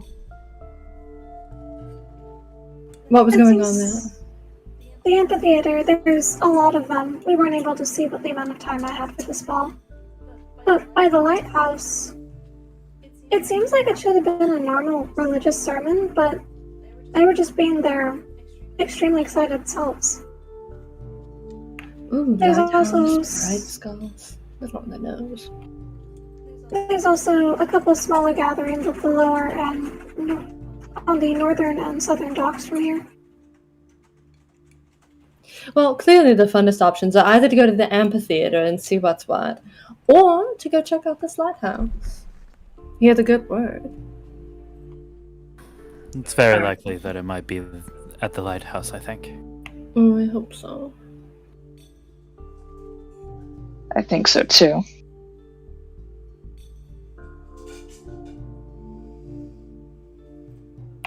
Though, if anything does happen at the amphitheater and a whole bunch of people go swarming somewhere, they could do a lot of damage. Yeah, it could be the same for the lighthouse, though. Something else that you're identifying. You know that rituals typically have a primary spellcaster and then secondary spellcasters. The number of secondary spellcasters typically reflects the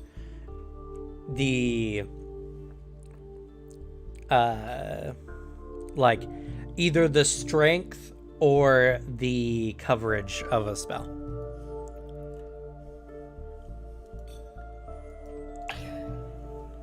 So they could have secondaries just dotted all about.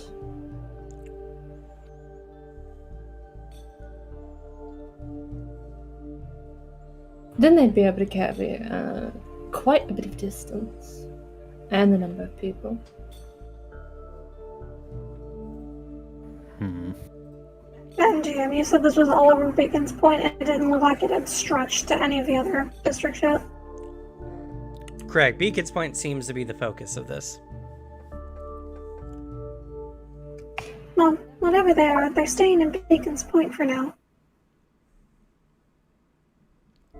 And let's hope they stay there.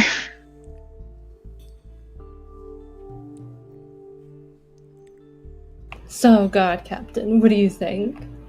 Amphitheater or the lighthouse? Could be our primary there. Or could just be a little secondary trick. Could be hidden amongst the masses. You also know that the longer you guys take on this, the more destruction and possible loss of life there will be. I Which believe is the closer? lighthouse. Oh, that is fair. All the points are pretty equidistant from you guys. If you guys are near Slater's Cup somewhere.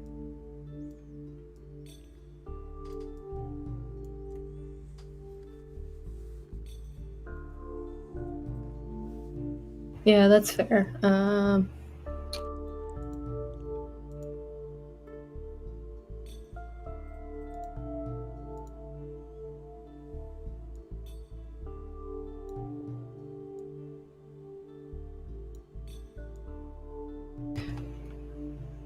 Personally, because you won't let me drop into the amphitheater with an earthquake, I would prefer the lighthouse.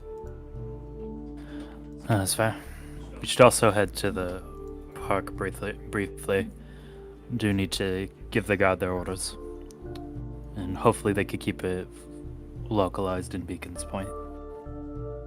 That said, I've also packed my teleport spell for today. Oh, good. Well then, let's have some fun, shall we? Well, if we're heading towards the park, then maybe we should just make the amphitheater our goal, because it'll be right there.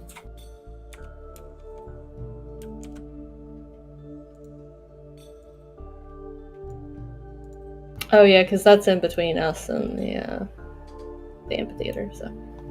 Yeah. If we're going to the lighthouse, we would go there first. Then teleport to the park or whatever. Or just go to the park, the amphitheater, and then teleport to the lighthouse.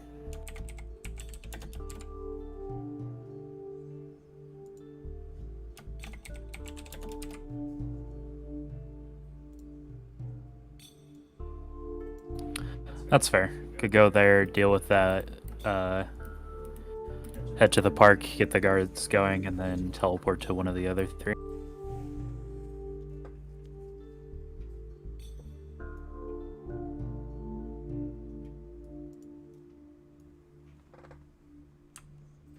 If that's what you'd like to do.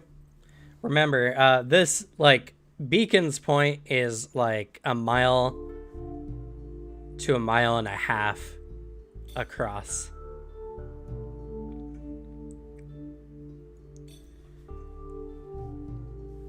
So whatever distances y'all are going, it's gonna take a pretty significant amount of time.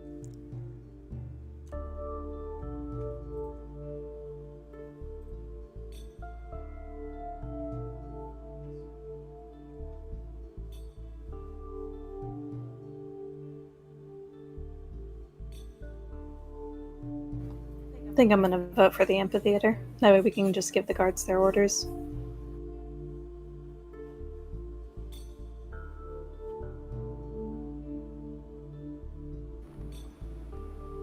That's fair. Let's head to point B. I agree. Let's head to point B. All right. So you all make your way out in that direction, stopping any hooligans you come across as non-lethally as you can. It's pretty easy. Though taking the extra time does slow you down a little bit. Unless y'all just decide to ignore them. Oh no, it's like 6 seconds. It'll be fine.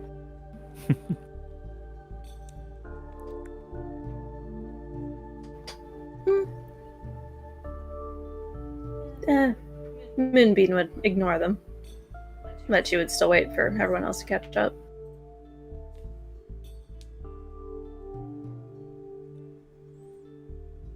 Okay.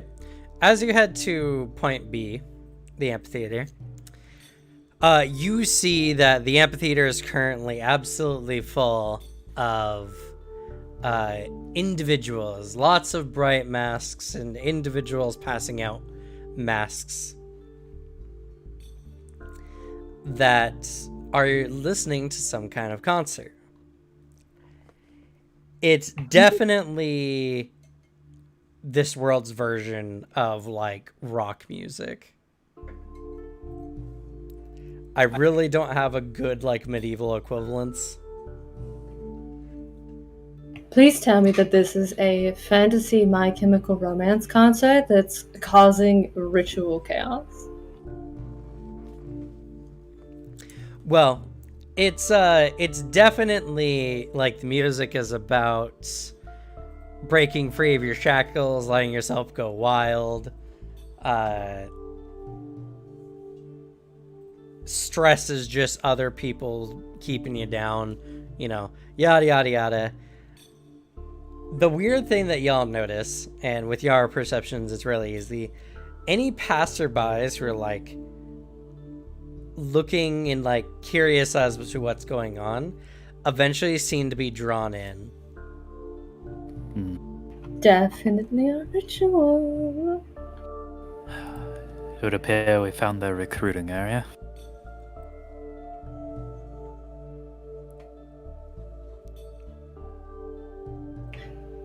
Well, let's go interrupt. Indeed. And begin making his way towards the amphitheater. You mean the stage? The stage, yeah. Okay. What's up, Braylon? Should we cover our ears just in case if the music does make us go crazy too? I got it covered. No worries. Okay, phew. Because I'd rather not be crazy. Fair. Wait, your kids aren't in this group, are they? Well, I hope not. They're better than that. I've taught them better. I'm a good dad. I'd be very disappointed, and they would get the wrath.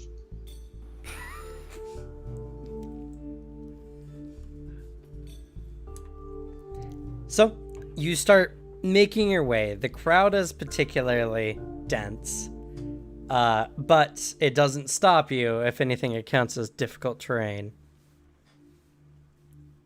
Except for me. Why?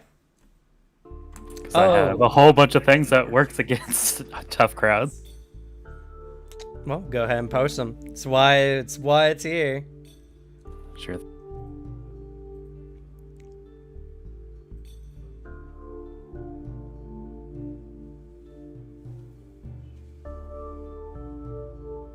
Yeah, those are the three. None of those stop you from taking difficult terrain in crowds. I think quick squeeze would. No. Quick squeeze just lets you squeeze faster through tight spaces. It's not what this is. Okay. A crowd is an actual terrain. And there are actually abilities that say you don't suffer difficult terrain in crowds. Okay. So yeah, it's slow going as you push your way to the stage. You see a band on stage, and the leader seems to be, or at least the lead singer anyway, is got, a skull paint on their face. It's glowing slightly, and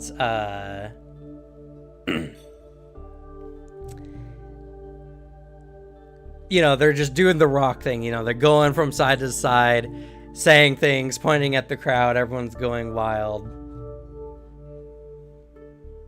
And y'all eventually make your way towards the front.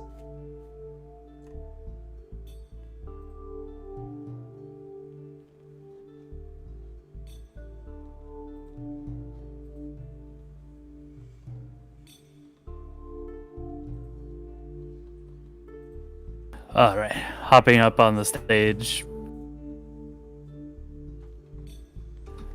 All right. You hop up onto the stage, and the guy notices you, and he's just like, whoa, what do we got here? I am Theodore Tombaspree, Captain of the Guard, and you will desist these activities immediately. Oh, he looks around at the crowd, who instantly goes eerily silent. And, why don't you tell us, Captain of the Guard, what are we doing wrong exactly? From what I could tell, you are recruiting people to rampage across the entirety of Beacon's Point.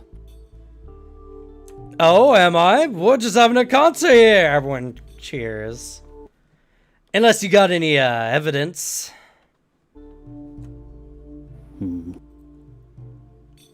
Just gonna look him over and insight check him. Sure, go ahead.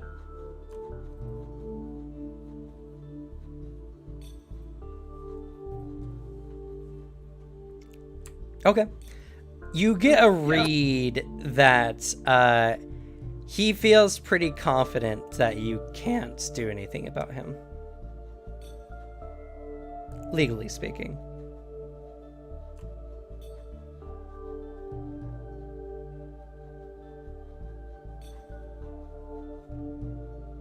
He does seem to be up to something, though.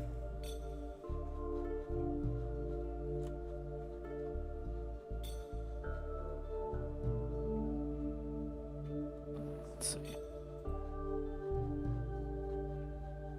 Just looking over my things real quick.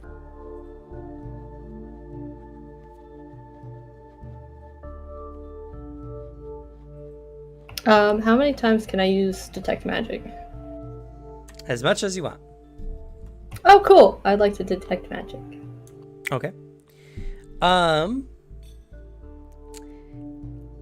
It's somewhat hard since you're only using the arcane sense version, which is not as pinpoint as actually using detect magic.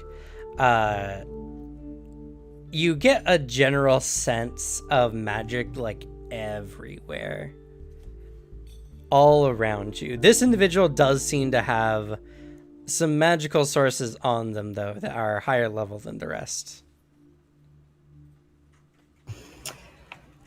She's pulled herself up with the rest, and she's just been kind of slightly shifting from foot to foot. Excited for this to kind of get to a funner point.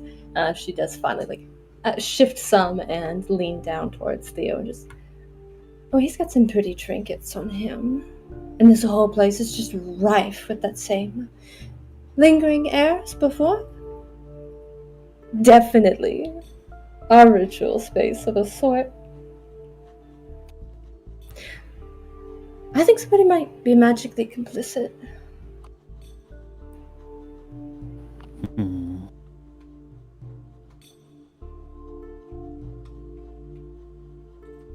Damn, I don't have that one, do I?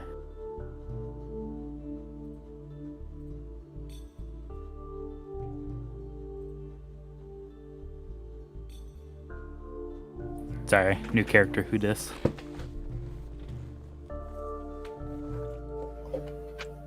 I mean, we could always shrink him down to size. That would be perfect.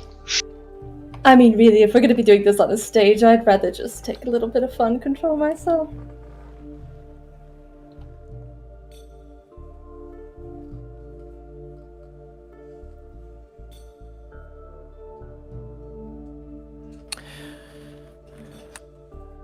We have reason to believe that you are performing magics against many of the people's will, and many of the individuals that are ransacking the city are wearing similar garb to what you are handing out here. Oh, I'm sorry. I didn't know wearing face paint was a crime.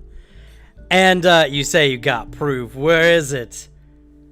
Or are you just gonna be taking the law into your own hands, you corrupt officer? The crowd starts to boo and cry out.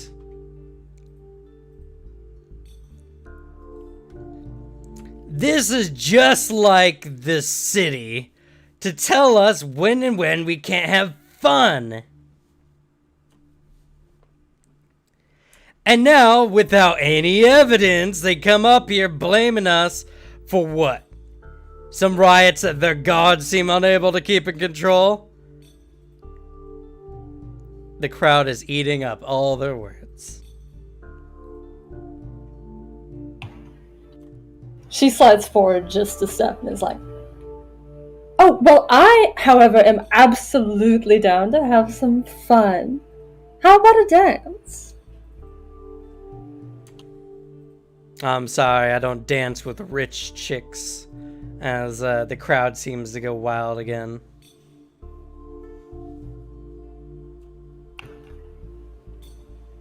She just kind of like walks closer, though at a slight like tilt diagonally, like half circling in.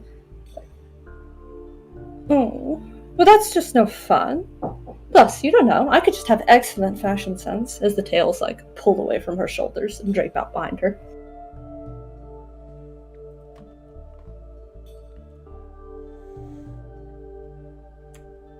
I'm sorry, but if it looks like a duck and walks like a duck, it's probably a duck. I don't see anyone in this crowd wearing such fancy clothing. Or talking so posh. She gives a very terrible impression of the way you talk.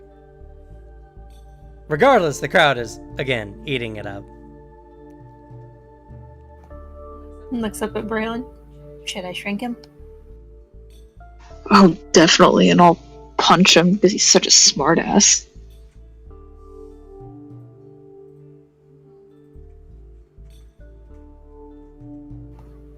Does he make any moves or like move at all as she like gets closer? If you start getting into his personal space, you know, like if you get within a 5-foot adjacent square, for instance, he backs up. She like lingers just on the edge of that, and she kind of like turns to Theo with a pout.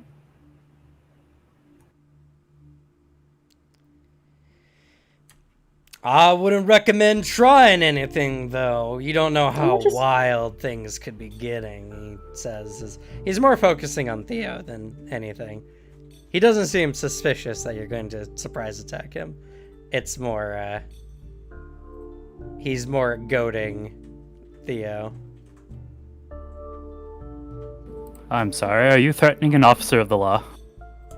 I'm not, did I?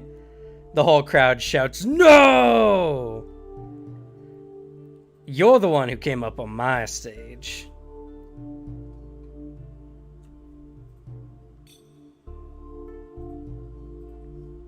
Y'all get the general feeling that if the suggestion spell is under effect, many of their preconceived notions might be amplified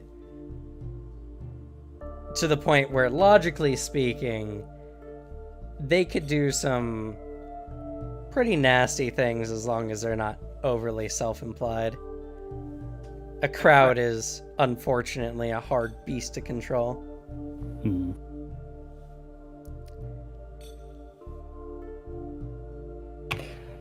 Well, come on now. If you've got a statement to make, shouldn't we communicate? Music is, she kind of like points at the instrument, a universal language of sorts.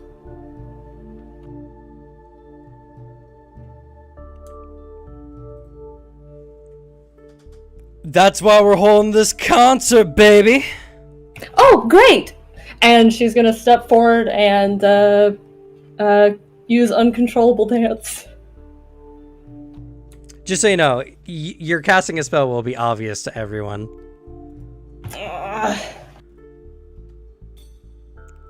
If you were hiding in the crowd or something, it might be a little bit more difficult, but straight on stage, everyone will know you're trying to cast a spell.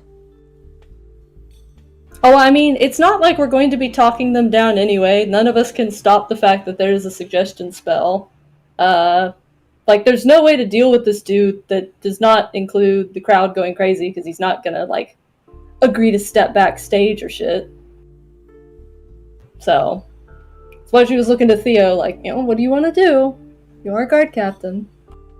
And talking with him is not going to work. Straight up violence isn't gonna work. Nothing is gonna work unless you play the game. It's a tough situation then. Necessarily being powerful isn't gonna instantly cut for you guys.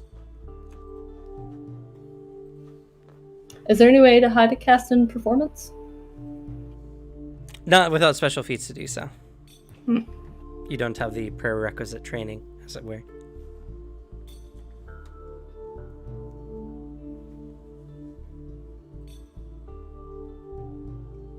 Do I have knowledge if this amphitheater needs to be rented out and proper paperwork filled out for a show to be going on officially? Along the same thinking, you would have to prove that they don't have it. I know, but I meant knowledge-wise off the bat. Would that be something I would know, that in order to perform in the amphitheater, you need to fill out paperwork? I mean, technically, yes. But you have to prove that they don't have the right to be here. The hard part about this situation is, unless you find actual evidence that you can show to any other people, legally speaking, they're in the right in being here.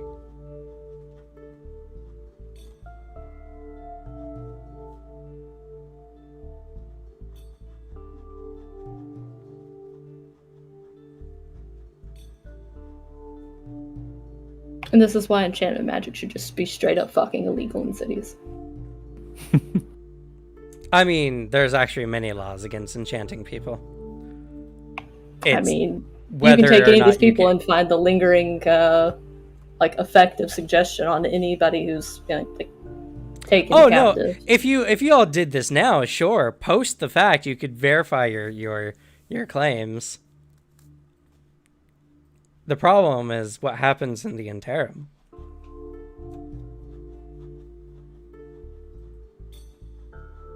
That's true. This is why I wanted to go to the lighthouse. I couldn't just earthquake. Turns out, I'm always right. What a burden to bear.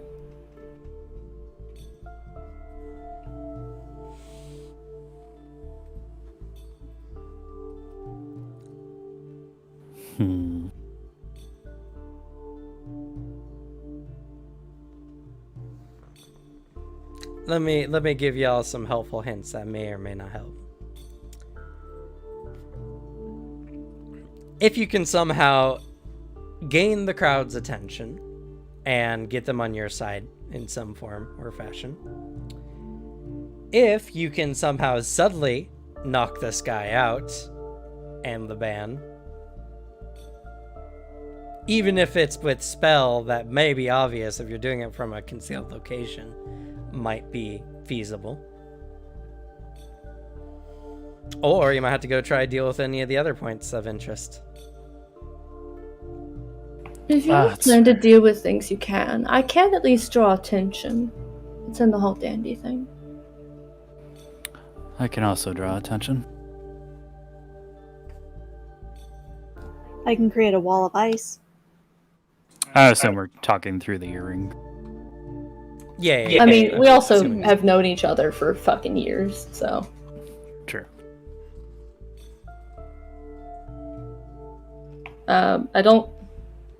I'm pretty sure if you cast the wall of ice, it would just set everybody off. Like, oh no, what are they doing behind the wall?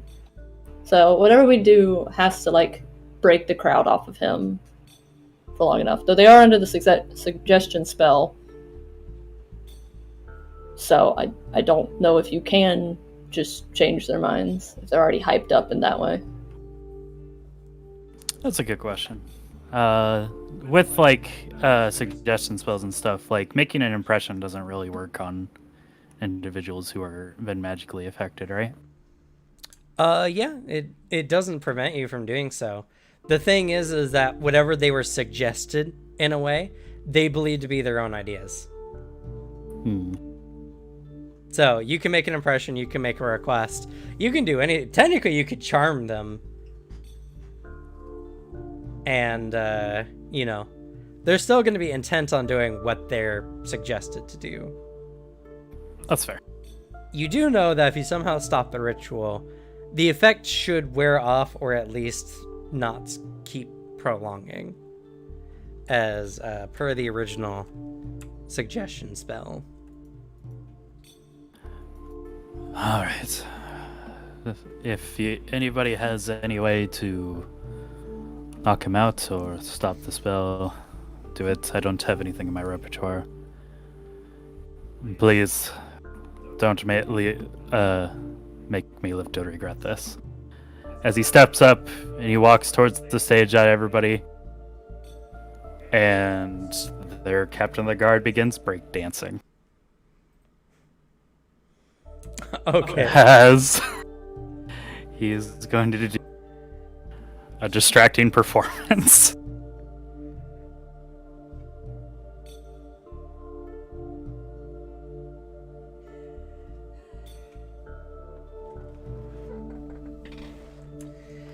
All right.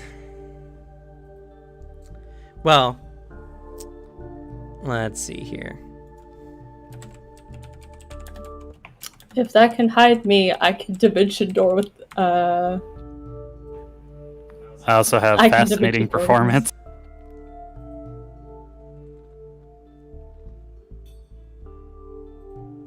That only works against. Oh no, that's right. You can only do that with special craft. I can't take anybody with me. Let's see. Creator draws a creature's. Yeah, unfortunately, create a diversion and fascinating performance only work on singular individuals. That is for fascinating performance. It actually increases the higher you are in performance. So since I'm legendary, I can actually fascinate any number of observers at the same time. There you go. Alrighty. I did not read it all. Alright, compare your results to the will DC of the observer. For 1 round. Coincidentally, dance is also the use of his virtuistic performance. Alright. And since you're at least master, you get +2. Alright. So, describe for us how this chubby old rat goes up and starts breakdancing for a crowd of probably like a couple hundred people.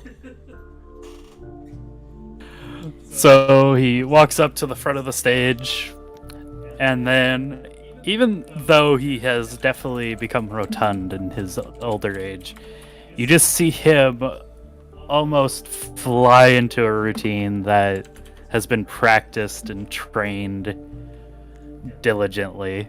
A routine that you guys particularly remember as he begins rotating himself, and he even utilizes his new girth to like kind of spin on the ground for a bit, and just kind of going at it. He does like a kick up handstand. He utilizes his tail in some of the movements, just trying to be as distracting as possible. Because I have the like invisible like dimensional assault thing, would that mean that I'm able to basically teleport behind him and try and knock him out, and just when the invisibility ends, just hold the guy up as if he's not knocked out since he's distracting people? Yeah. Well, I mean, when you strike anyone, you become visible again. That's what I meant, like teleport behind him and then grab him before he topples. If I manage to do it, that is. Yeah, I mean, you'll still just be visible holding them, but yeah. At the very least, the crowd will probably not notice he's doing it until you're holding him. After you're holding him, that's what you got to figure out. All right, let's roll this performance. That is a 41 in total. 41. All right, that is a critical on everyone, including the guy with the face paint. I might add. The guy just was like, "Oh shit, man, he can really move." I was legitimately not expecting it. Like the other bandmates are watching too, and they're just like, "Oh man, yeah, that's pretty cool." Universal language. She just wipes away a tear. There's actually not a tear there.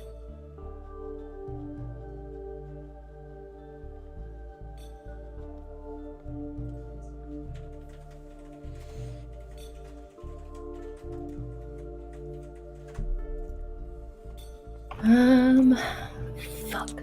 So Do any of all, you guys have anything? they're currently all fascinated, which means they suffer a -2 status penalty to perception checks, and they can't use actions that have the concentrate trait, which includes, let's see. Yeah, they can't use the seek action, so any kind of stealth that allows you to hide in plain sight, they wouldn't even be able to try to see you.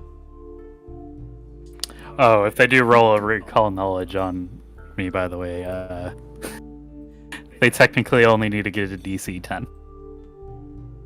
Yeah, I'm sure. I mean, at the moment, it's a very bizarre situation of the police chief came onto stage, started a ruckus, and then started breakdancing like no one could fucking believe. It's a really strange situation. I do have something that lets people my allies hide in plain sight. If the command attention works for that, would they then be able to like snag this guy and ditch? Yeah, if they're hidden in plain sight. The problem is you have another ally currently contesting for attention. That's true. So it would have to be his ability to make people hide in sight? Or hide- Well, like, what's the ability? Post it so I can make a more informed decision. It is localized. So it's the people in the closer area. So him distracting the crowd and trying to distract the bandmates and other people on stage so they don't throw a sniff fit when he is escorted off stage.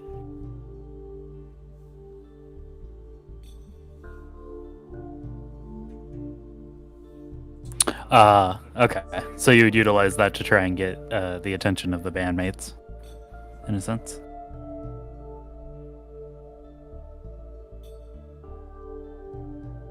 Can combo that with intimidating glare. Just demoralize them. Oh, perfect. Demoralize actually does.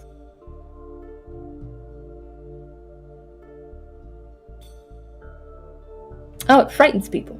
Okay.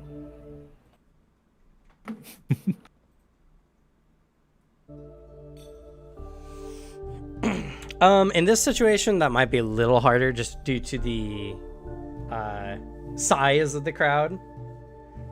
Granted, most of them are super focused on Theo at the moment. So, that might be helpful a little later. Or you could try against someone else. You also don't know how complicit the bandmates are in this situation. Also true. But if y'all have any sneaky-ish kind of actions, or if you have anything that you feel could be done a little on the down low, we might be able to make it work. What do you got, Brim? I think you mean Braylon? Braylon, sorry. I have Obscuring Mist. We can make it look like he's like, good night, everybody, and then whoosh, at the mist, and then go, but I don't know how to do that. It's the only thing I could think of. The only thing I'm good at is scaring people and being strong. I don't know if our combined intimidation could get them to leave the stage while he has everybody else's attention in the crowd. Mine actually doesn't require me to say anything. I just look at people and they're like, oh god. Unfortunately, my stealthy attack does break invisibility after I, like, warp over. And he said that they would notice if I tried to cart him off after knocking him out. Well, it depends. If you guys might find a way to, you know... I mean, if you do the someday. smoke at the same time, it might... If you use the smoke thing as, like, a backdrop for his breakdancing, then that might cover me warp knocking the dude out and then dragging him off stage. True. That's actually a good idea. Sweet. Alright, Braylon, what are you doing? I'll definitely use the mist, like, to use as like a background, like, make it like look like it's part of the special effects for his breakdancing, of course. Okay, And go ahead. Post the Obscuring Mist. I have it under the night magic, general feat or ancestry feat. Will that work? Or You can go get the spell and put it on your spell list under like an 8 spell, and then post Obscuring Mist. I'm sorry about this. I thought I No, got worries. everything. You're good.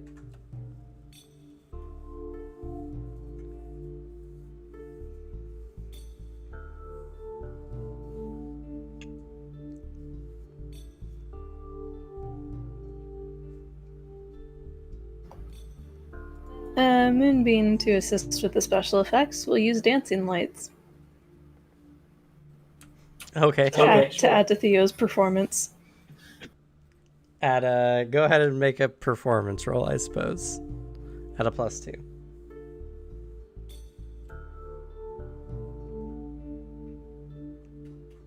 You know, I think I'll hero point this. Alright, if you're sure. Okay. Very, so that is a 21.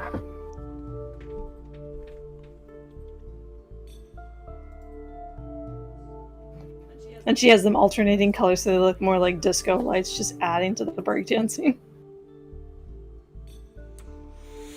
Okay, and you can just click the Obscuring Mist there, Braylon. Okay, I thought I had to change something because I Nope. thought the level. I don't know. Alright, so you create a 20-foot burst, which is actually pretty big, honestly. It's a 40-foot radius of mist. And as the mist kind of comes rolling out, lights kind of flashing in the darkness. Yes, distract them with the strobe lights. Hope nobody has epilepsy. One guy might have passed out in the crowd, but I couldn't hear him drop, so.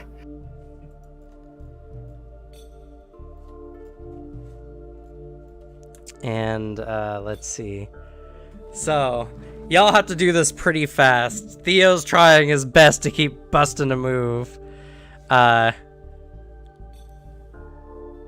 it lasts, unfortunately, only for a round. So, that's all Braylon's actions. That's most of Moonbeam's actions. Let me see.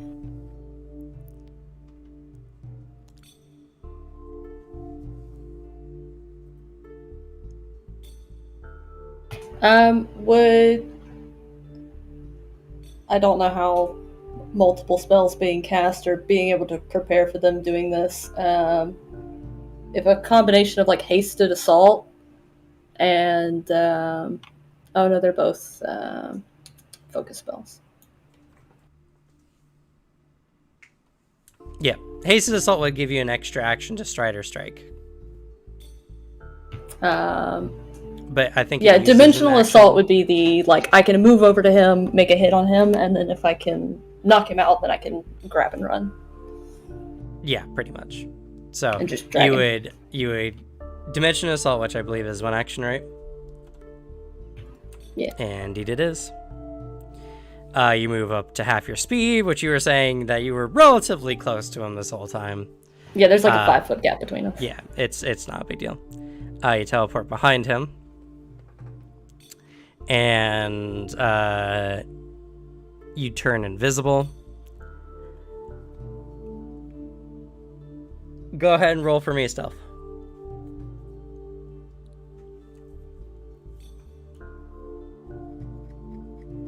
Easy.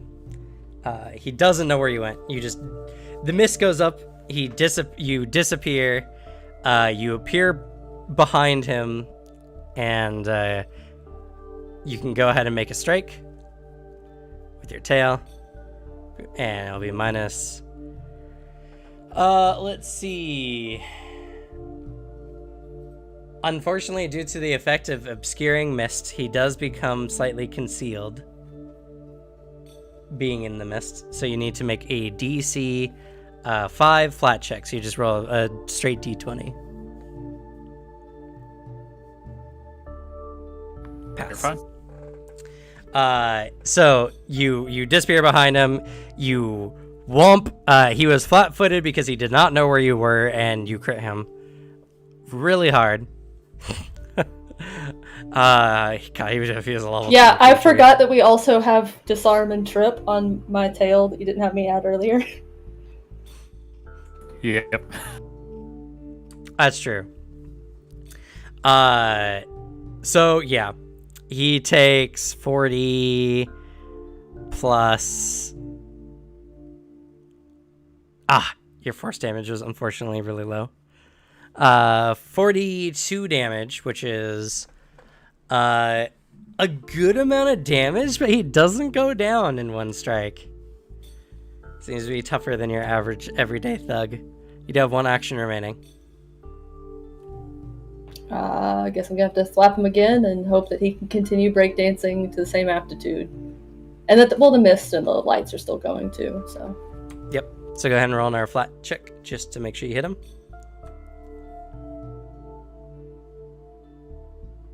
That's going to be fine. Go ahead and make a number 2 unarmed attack. And you hit him even better.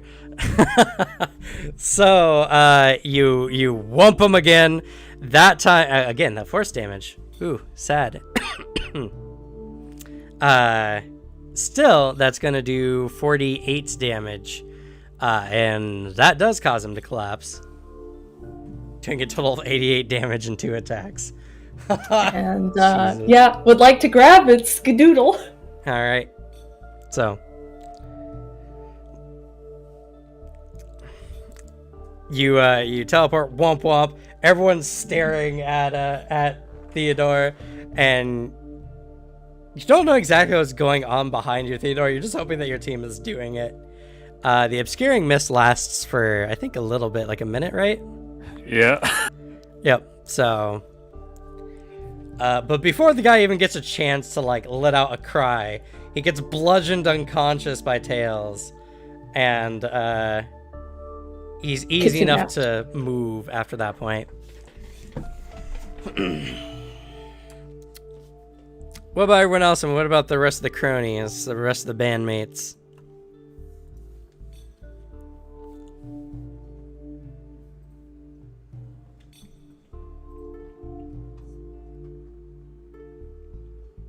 The lead singer has been upstaged, so you can always try and convince them that, oh, dude dipped, absolutely ashamed, or just flat out intimidate them, or knock them out, depending on how many bandmates there are. You have a minute. There's 3 of them. We'll be right back then. Alright.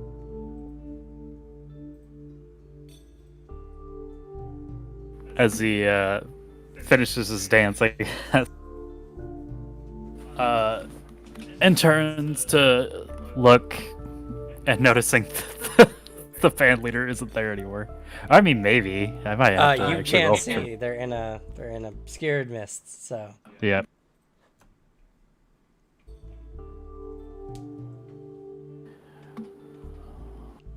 All right.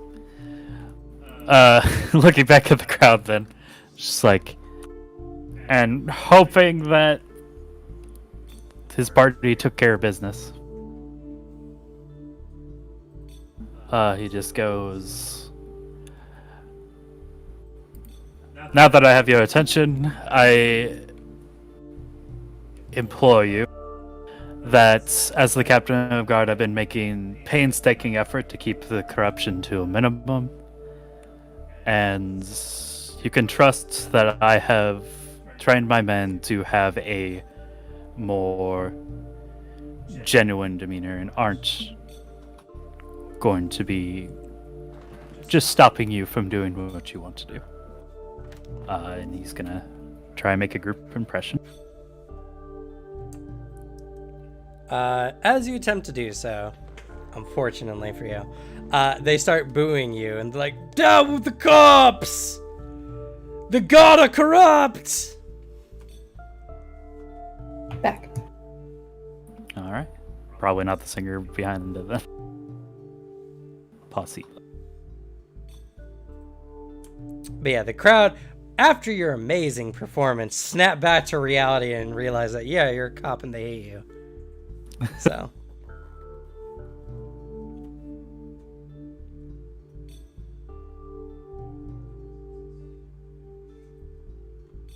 But yes, bandmates are still need to be dealt with. You hear Theodore talking to the crowd and getting booed. Moonbeam, Braylon, what are you doing?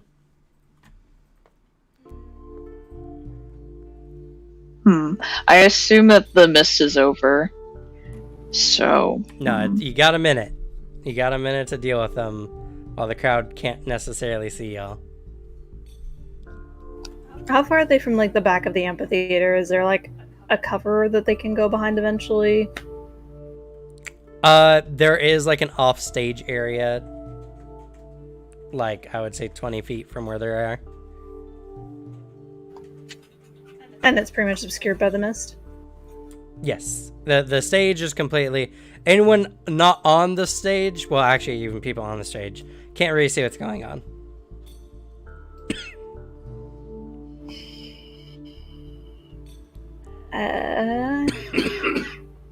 Moonbeam shifts into a plant and drags them off into the backstage area. Can you keep them from screaming?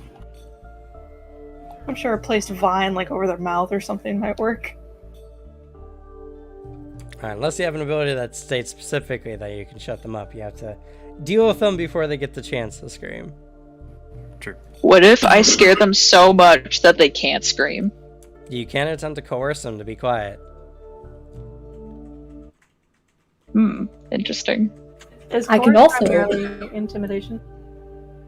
Sorry, what? Is coerce primarily an intimidation use? Yes, intimidate. Coerce is essentially the diplomacy's version of make a request.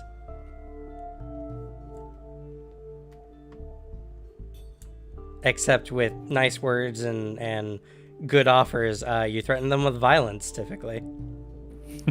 And hey, after I dump a body, I can run back over, teleport behind another, do it again.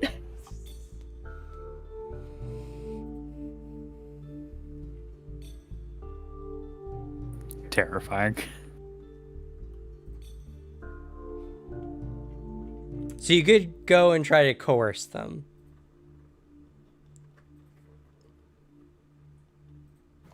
Mm, You have the quick coerce ability. no. I was referring to Braylon. No, I don't think so. No.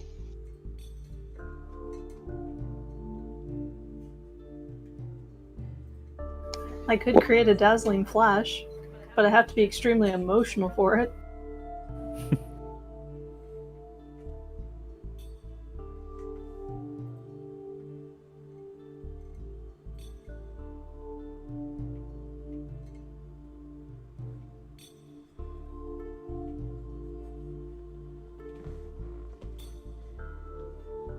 I could summon wasps that will chase them off the stage. I feel like that's going to be a lot of screaming. It would. Probably draw the crowd's attention. Probably. That wouldn't work if they're disembodied. Never mind. Attacked by disembodied wasps. Oh god. Magic. It's magic. It's weird.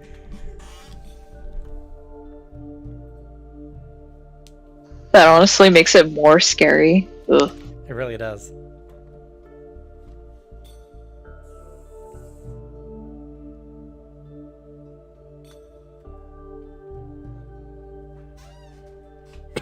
What do you guys want to do? Theodore's holding off the crowd. My only option pretty much right now is to turn to a plant and just hope I hit them hard enough that they pass out. Worked for me. That sounds like a plan.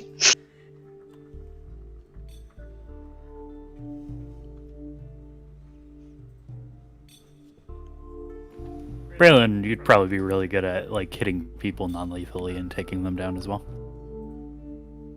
Yeah, I can definitely do that. That's my thing. How good are you at hiding in your own mists?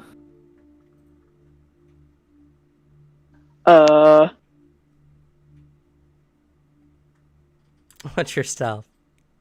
Oh, expert. I'm good. I didn't know at first. So you can take the hide action, and then sneak while you're stealthed, and then bop them in the face.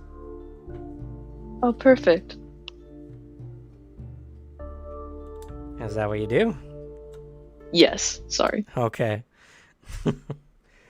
Y'all need to actually do something rather than like, I can do this. I'm sorry, I have a lot of stuff to read. The downsides of being level 15, there's a lot of text. The upside in being level 15 is most things you can do will be effective. I don't know, you've said a lot of no's. Well, for different extenuating circumstances.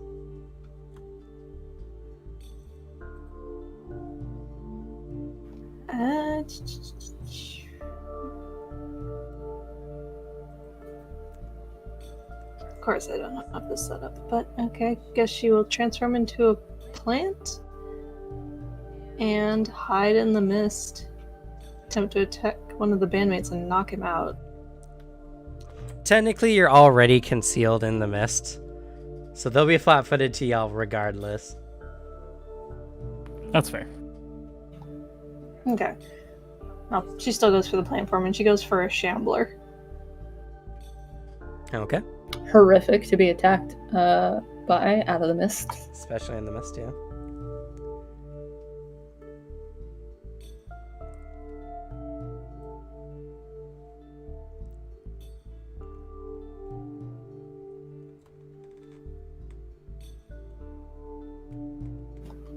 34 AC is nice.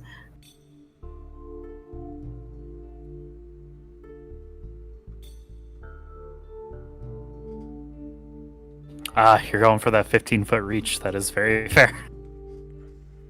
Mm-hmm. All right, so you spend 2 actions transforming into a giant plant. Yep, and then get up on stage. We'll assume you were already on stage with everyone else. All right then, may as well make an attack. All right, go ahead. First roll a flat d20, DC 5. Pass. Make your whap.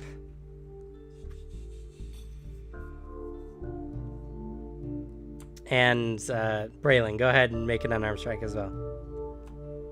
Should I just do an unarmed attack for mine? Yes. Don't I have to stealth first, or? You don't have to. You're already concealed when you're in the mist. Oh, okay, just making sure. Like, they'll be flat-footed to you regardless. And you add 1 to that because your Shambler has a higher to hit. Yep.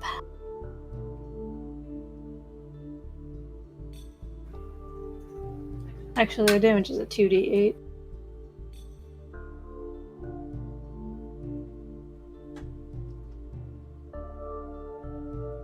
And no, actually, Moonbeam's unarmed is better. Moonbeam's is a 17, or is a 20, when the Shambler's is plus 17. I'm looking at some. Oh, you know what? I was looking at height and effects. Don't mind me. Okay. And the damage for that is going to be... Let's see, you chose Shambler. So that's 2d8 slashing. Alright, so go ahead and roll 2d8. Alright then. And then its strength modifier is...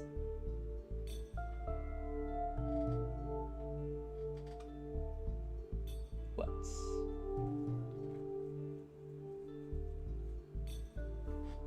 Your bonus damage is plus 11. Alright, so that's 19, so times 2, 36 damage.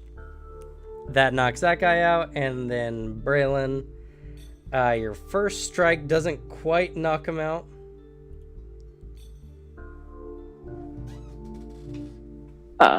May I try again? Yes, you can hit him again. Use the number 2.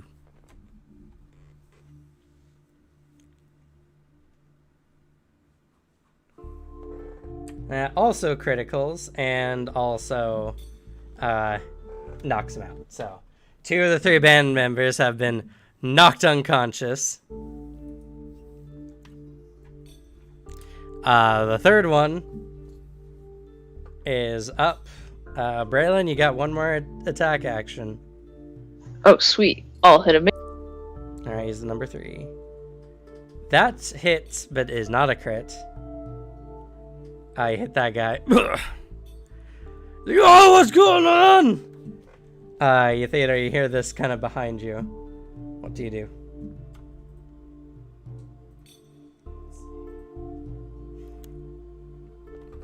There's more, dull funking noises behind you.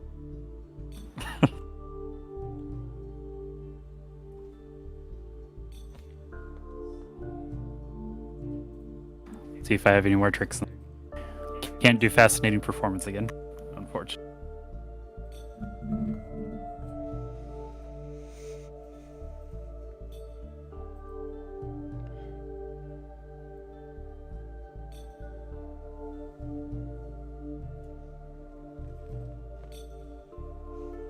And don't forget, as a bard, you can replace any verbal components with a spell with a performance.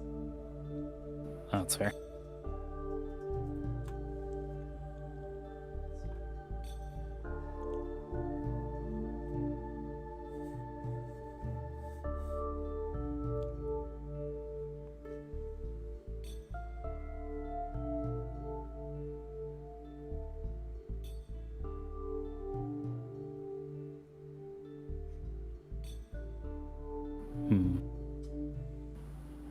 Don't have anything to break it. I do have counter performance, but I think that's more in the essence of like in the moment because it's a Yeah, reaction. unfortunately.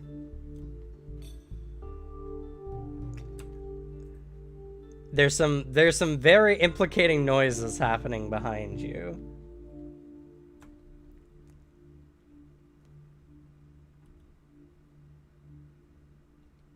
That's fair.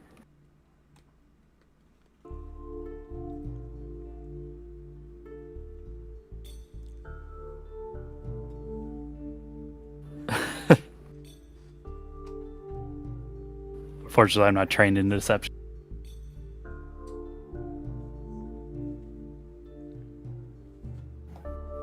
Darn, we could have had you play along. Like, don't worry, I'll look into it. And then we just all vanish behind stage. I do think I have something alternative though. Let me see. Listen, clearly everybody should just go home because, like, there's rioters out there and it's really dangerous. You guys should go check on your homes and make sure that, like, you know, your windows haven't been kicked in, your house isn't on fire or nothing. Like, chill, bro. Have you tried weed about it?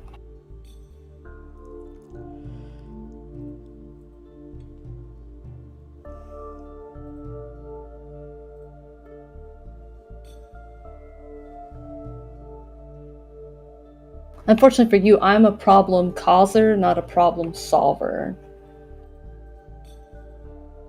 Which is fair.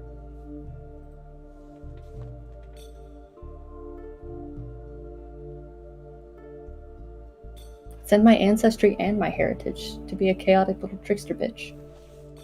It really is.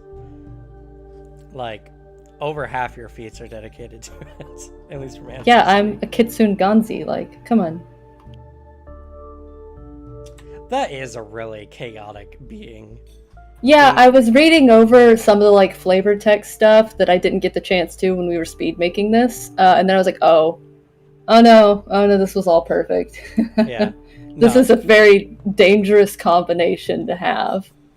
Not to mention, sometimes my tails just kind of do their own thing. Yeah. And even when she's controlling them, she's normally up to something. When you were talking about, like, a tail attacking monster kitsune, I was just like, I think Ganzi has some feats for tails, right? And they do, and they have so many good feats for tails. It And was then their a flavor match text was made in all heaven. Yeah. chaos. I'm playing a human Ganzi in our Suzanne's game that's being done. So, Ganzi are pretty fun. I like them a lot.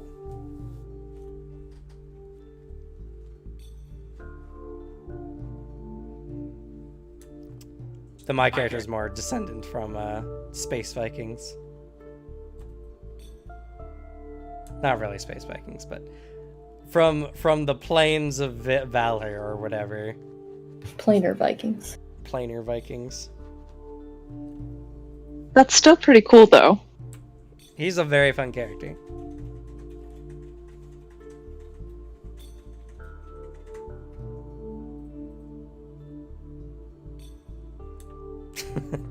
Poor Devin has a bazillion things to go through, apparently.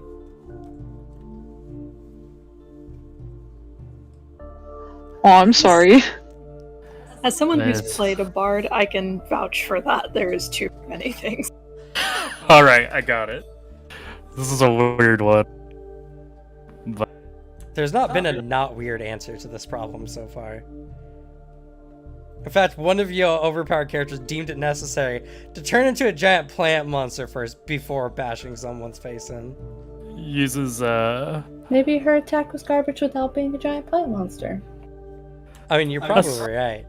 Mm-hmm. uses a spell, but instead of the verbal component, seems to do like a weird rhythmic dance.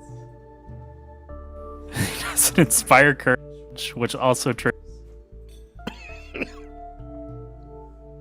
You cut out entirely. I have it. I stopped for a second. He needed more computing power for his brain. This and Braylon take another strike. Quick, knock him out before they can say anything. Well, actually, I think it was somebody in the crowd was like, saying that. No. The guy who got hit said it. Oh, okay. But I mean, this can work, and you definitely have more actions to do so. But you have person being beaten noises happening behind you, and a whole crowd of people in front of you. Well, all the people are shouting. No, it's true. It's barely audible, but still audible. It needs to be over now. And then you're gonna have to come up with a very sick, wrap up of, I don't know, he'll try boistering his voice just to, kind of distort the sound. Anything loud you can do, or create a diversion, or something that could affect a crowd, or at least enough that can hear what's going on. That's fair. He will start, while doing that, he will start performing a speech, I guess. This doesn't get his +2. You got to find the common ground with the people, man. Braylon, You're here punch. for their defense. Braylon, do the punch. Oh, This would be attack 1, right? Because it's a reaction. Yes. Correct. oh, phew. And also roll a flat d20 check for me, please. DC 5.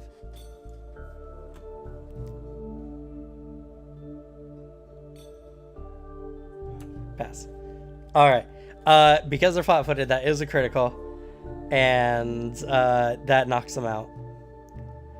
As as Theodorus is out there like, back in my day, back in my day. Trying to talk over the sounds of violence. They can't go.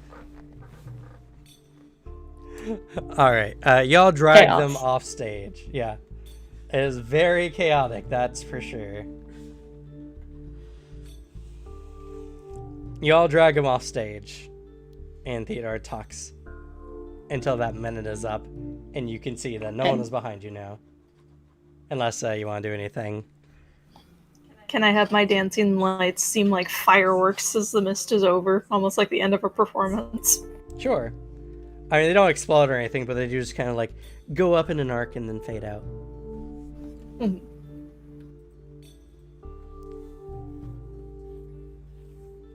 And I guess all the band members and my party members are gone. I'm just sitting. Yep. Yeah, you're they've now gone alone to on go the talk. stage. Clearly, this situation is too dangerous. Both sides are getting a little heated. It's probably best that the concert end for now. If they have purchased a thing or whatever, they can be refunded. It's fine. That's fair. I thought you didn't want to play a face fail. Oh, well, I don't have to actually say any of this shit, and I definitely don't have to have the pressure of the role on me. So, I'm just being a strategic teammate, and also just talking to give him time to think. That's fair. It would appear the performance has ended.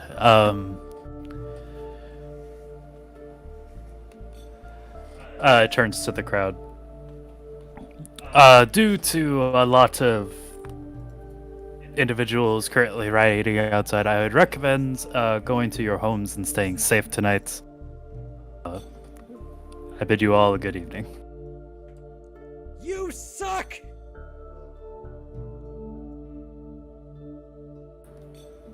He just shakes his head. I'm not going to take that personally. Toddles off. All right. Well, you do so. They still seem rather restless. And shortly after leaving, you see that they immediately go into riot mode. Granted, not volatile, directed riot mode. But they start going off and just causing mayhem.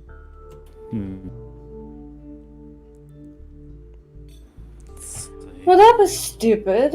Can we take them to your little guards at the park or whatever? They can go do their identify magic or whatever, and then they can have a second opinion on what happened. He's obviously complicit, and then we could deal with whatever's happening at the lighthouse. I hope you all can hear my wife laughing in the background. We do. We should search for anything that might be causing it, though. Just in case. Oh, but he obviously has some magic items on him. Oh, actually. Rifle. You rifle through his clothing. You see some kind of queer-looking vial of some, like, bright blue neon, whatever, potion. And you also see a odd, like, pendant with a strange insignia on it. And you said someone was giving, like, a little sermon, right? Anybody recognize this?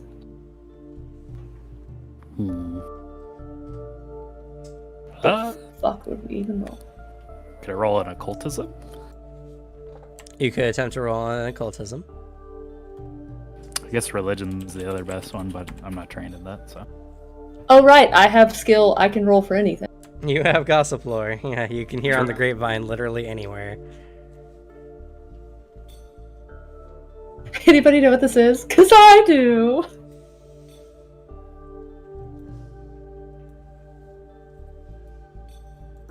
Why didn't I? Oh, never mind. I didn't scroll down. I'm just now imagining her with like the smirk the teacher gets when they're like, "Pop quiz, children. Do you know this answer?"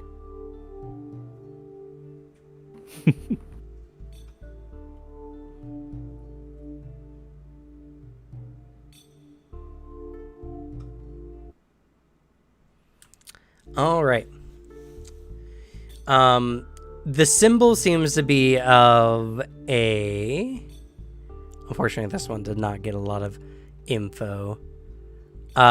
Seems to be of a gnarled finger holding... Or two gnarled fingers holding a coin. Let's see. Theodore, you do recognize the symbol, actually. As this is from a particular... Deity's not the right word for it, but... Ooh, great. They are considered a demon lord. This is Girona's symbol. And you know this as well. Girona is known as the Angry Hag. Not much is known about her. The only things that are known about her are her edicts and anathema, which is expose hypocrisy, real or imagined, in others, make other creatures miserable, demand bribes to spare creatures from your torments. Her anathema are to allow others to slight you without retaliation, to seek the approval of society, to forgive those who have wronged you. Does this mean they take bribes? It means they probably might take bribes. At least the direct followers.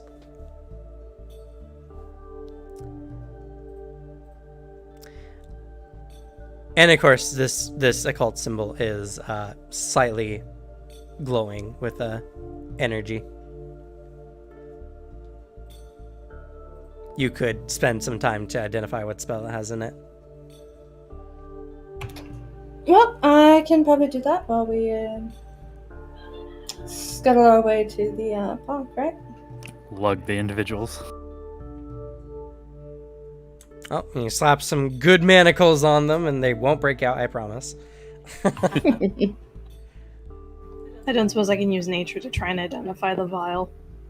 It has to be crafting, right? It has to be crafting, unfortunately. For this one, do we have to be trained in crafting? You must be trained in crafting to identify alchemy. I can do it. I have master under it. Perfect. You can do it. Damn. All right. Braylon, you take a look at this before, and back in the good old days, you know, when you were a more young, wild man, as you were in your 60s, you saw vials like this all the time. This is called blue pixie dust. It's a particular intoxicating drug that can be taken, and it has a random effect. Essentially, you make a will save when you drink it, and you believe you become some random fey monster, getting a variety of buffs depending on which one you believe you are. Some of which include getting growing claws and doing extra damage with unarmed strikes, gaining a regeneration factor, becoming immune to poisons and spewing poison smog, and becoming incredibly alluring and charming.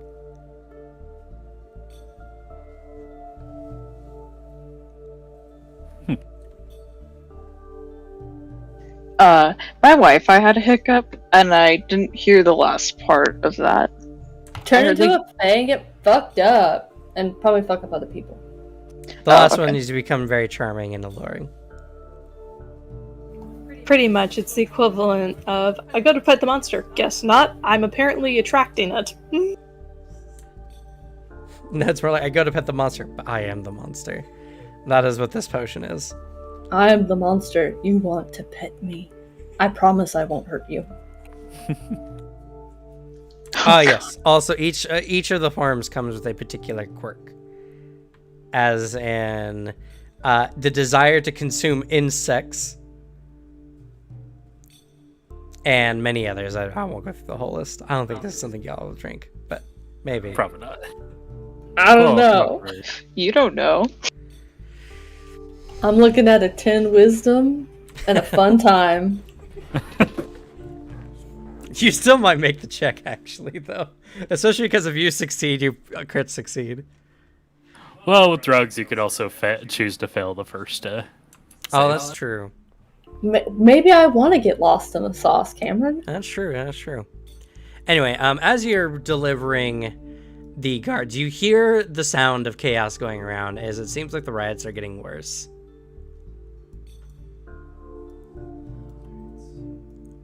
Do I figure out what the thingy is? Yes. This is a pendant of the hag, and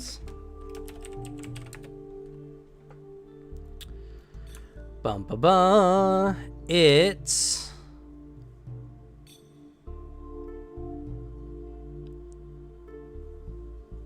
performs. Yeah, I'll just go with this. Once per day, you can cast Paranoia. As if you had the 6th level spell slot. Or heightened to the 6th level. Which means up to 5 creatures treats everyone they see as a potential threat, becoming instantly unfriendly to all creatures. If they weren't already hostile. Even those they previously considered allies. Angel of Madness voice. I actually have that spell in my staff. It's a DC 27 will save, and if they crit fail the check, they treat everyone as mortal enemies and use all actions and free actions against everyone with the attempt of doing them harm.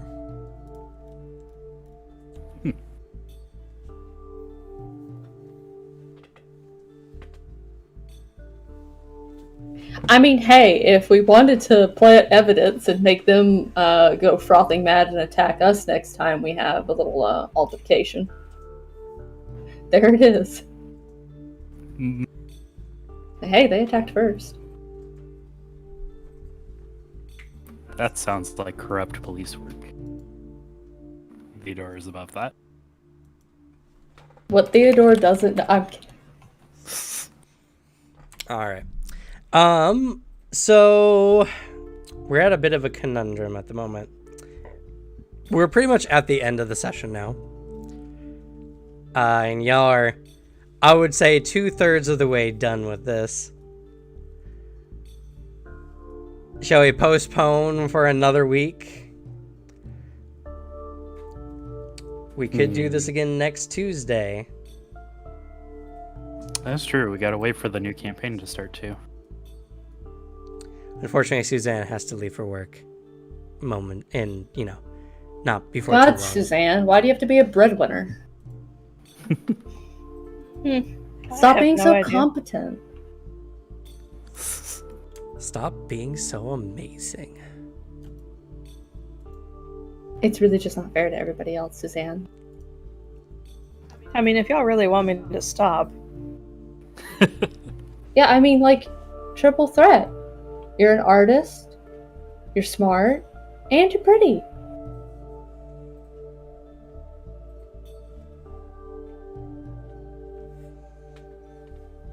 So it's called.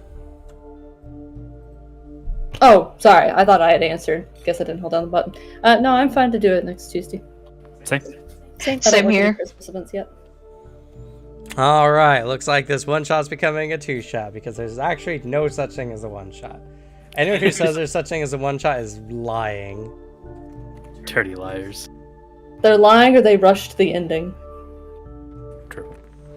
I That's did do that once with a one shot, but it's because I knew there was absolutely no way, like, any of them could schedule again. And, like, it was already a pretty tough fight that was coming up. And so, like, we can't finish it, but I still want to know what was going to happen. And it's like, you were going to go in after having dealt with the dragon and be like, oh yeah, shit, we get the treasure. And then you were going to fight the treasure horde because it's actually just a treasure horde, like the monster. So they all got to narrate how they died in the fight and how all of their magic items and gold were accumulated into the horde. Sounds like fun. Yeah, but yeah. I mean, to be fair, y'all have some very advanced characters with lots of features. And I've never played Pathfinder before. Honestly, Vale, you did pretty solid. You were pretty on the dot, on the nose with everything. Very true. mm-hmm. No, everyone else had a week to look at their character sheet, so Who I plans am the ahead? supreme role player. Fear me. I deserve another hero point because I am a hero. well, you'll get one next week, so no worries. I should get a freebie because I'm cool. But that's gonna be it for this session. How'd you like Vale? I know you've been memeing on Pathfinder for a bit. How'd you like your actual first impression with the game?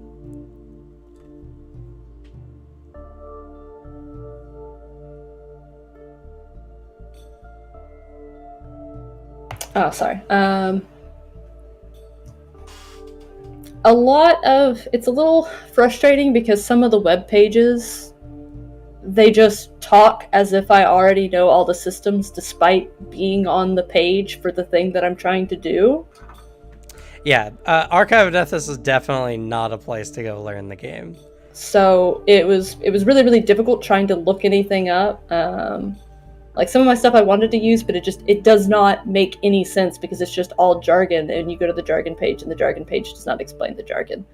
But it's not too difficult. It's just a matter of picking it up. I don't dislike it. I mean, I didn't think that I would dislike Pathfinder anyway, because, I mean, I generally trust your guys' taste in tabletops. Except for Warhammer, of course. Because I love That's myself. fair. That's very legitimate. I just know I'm not a wargamer. But yeah, no. I did not mind it. Yeah. Well, Anima is still God and King. well, D&D's just D&D, so like, it's it. I wouldn't think I'd be able to change your opinion with just one session, especially a level 15 one shot. Yeah, I definitely really not- want to get more attached to characters. Like, I'm not against joining a Pathfinder campaign. It's just a matter of time, as I've said before. Yeah. No. I mean, not what I was asking. I was just asking what your first impression is, because I like asking for people's impressions on the system, especially because it plays differently than 5e, despite having very similar systems in a lot of ways. But you came at me with an interesting character idea, and surprisingly, we made it work pretty well, honestly. In an hour. In an hour. Which honestly took less time than it took anyone else to make their characters. Shh. Well, clearly the only way for me to level up at this point, since the experience gap is so heavy, I'm just going to have to start eating them and consuming their power. Makes sense. Yes. That is fair. Vampire Dad does have experience. Yeah, you'll be the first one to go. No! Not Vampire Dad. You're legendary at being bored by monsters. I'm so sorry, Alicia. Oh. I made it as terrible. an offhanded comment, and it became a meme. Oh no, I'm okay, don't worry. It's okay, don't worry, it's a one-shot character. It'll be fine. You can escape this.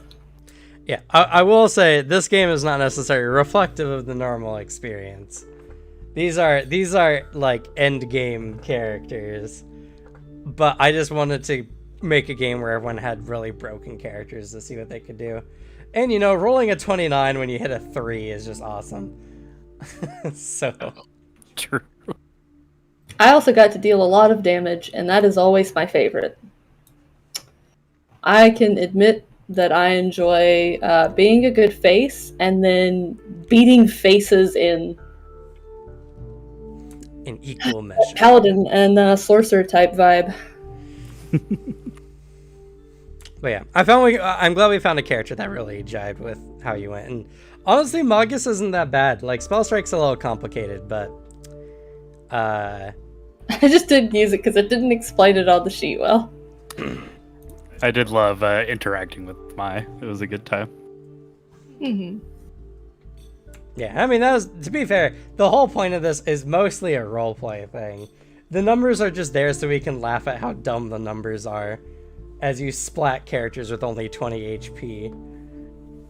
Upside, if we do end up setting up a campaign, I have a potential other character that didn't get used. Oh. Nope, you don't get to know. It is between Cameron and I.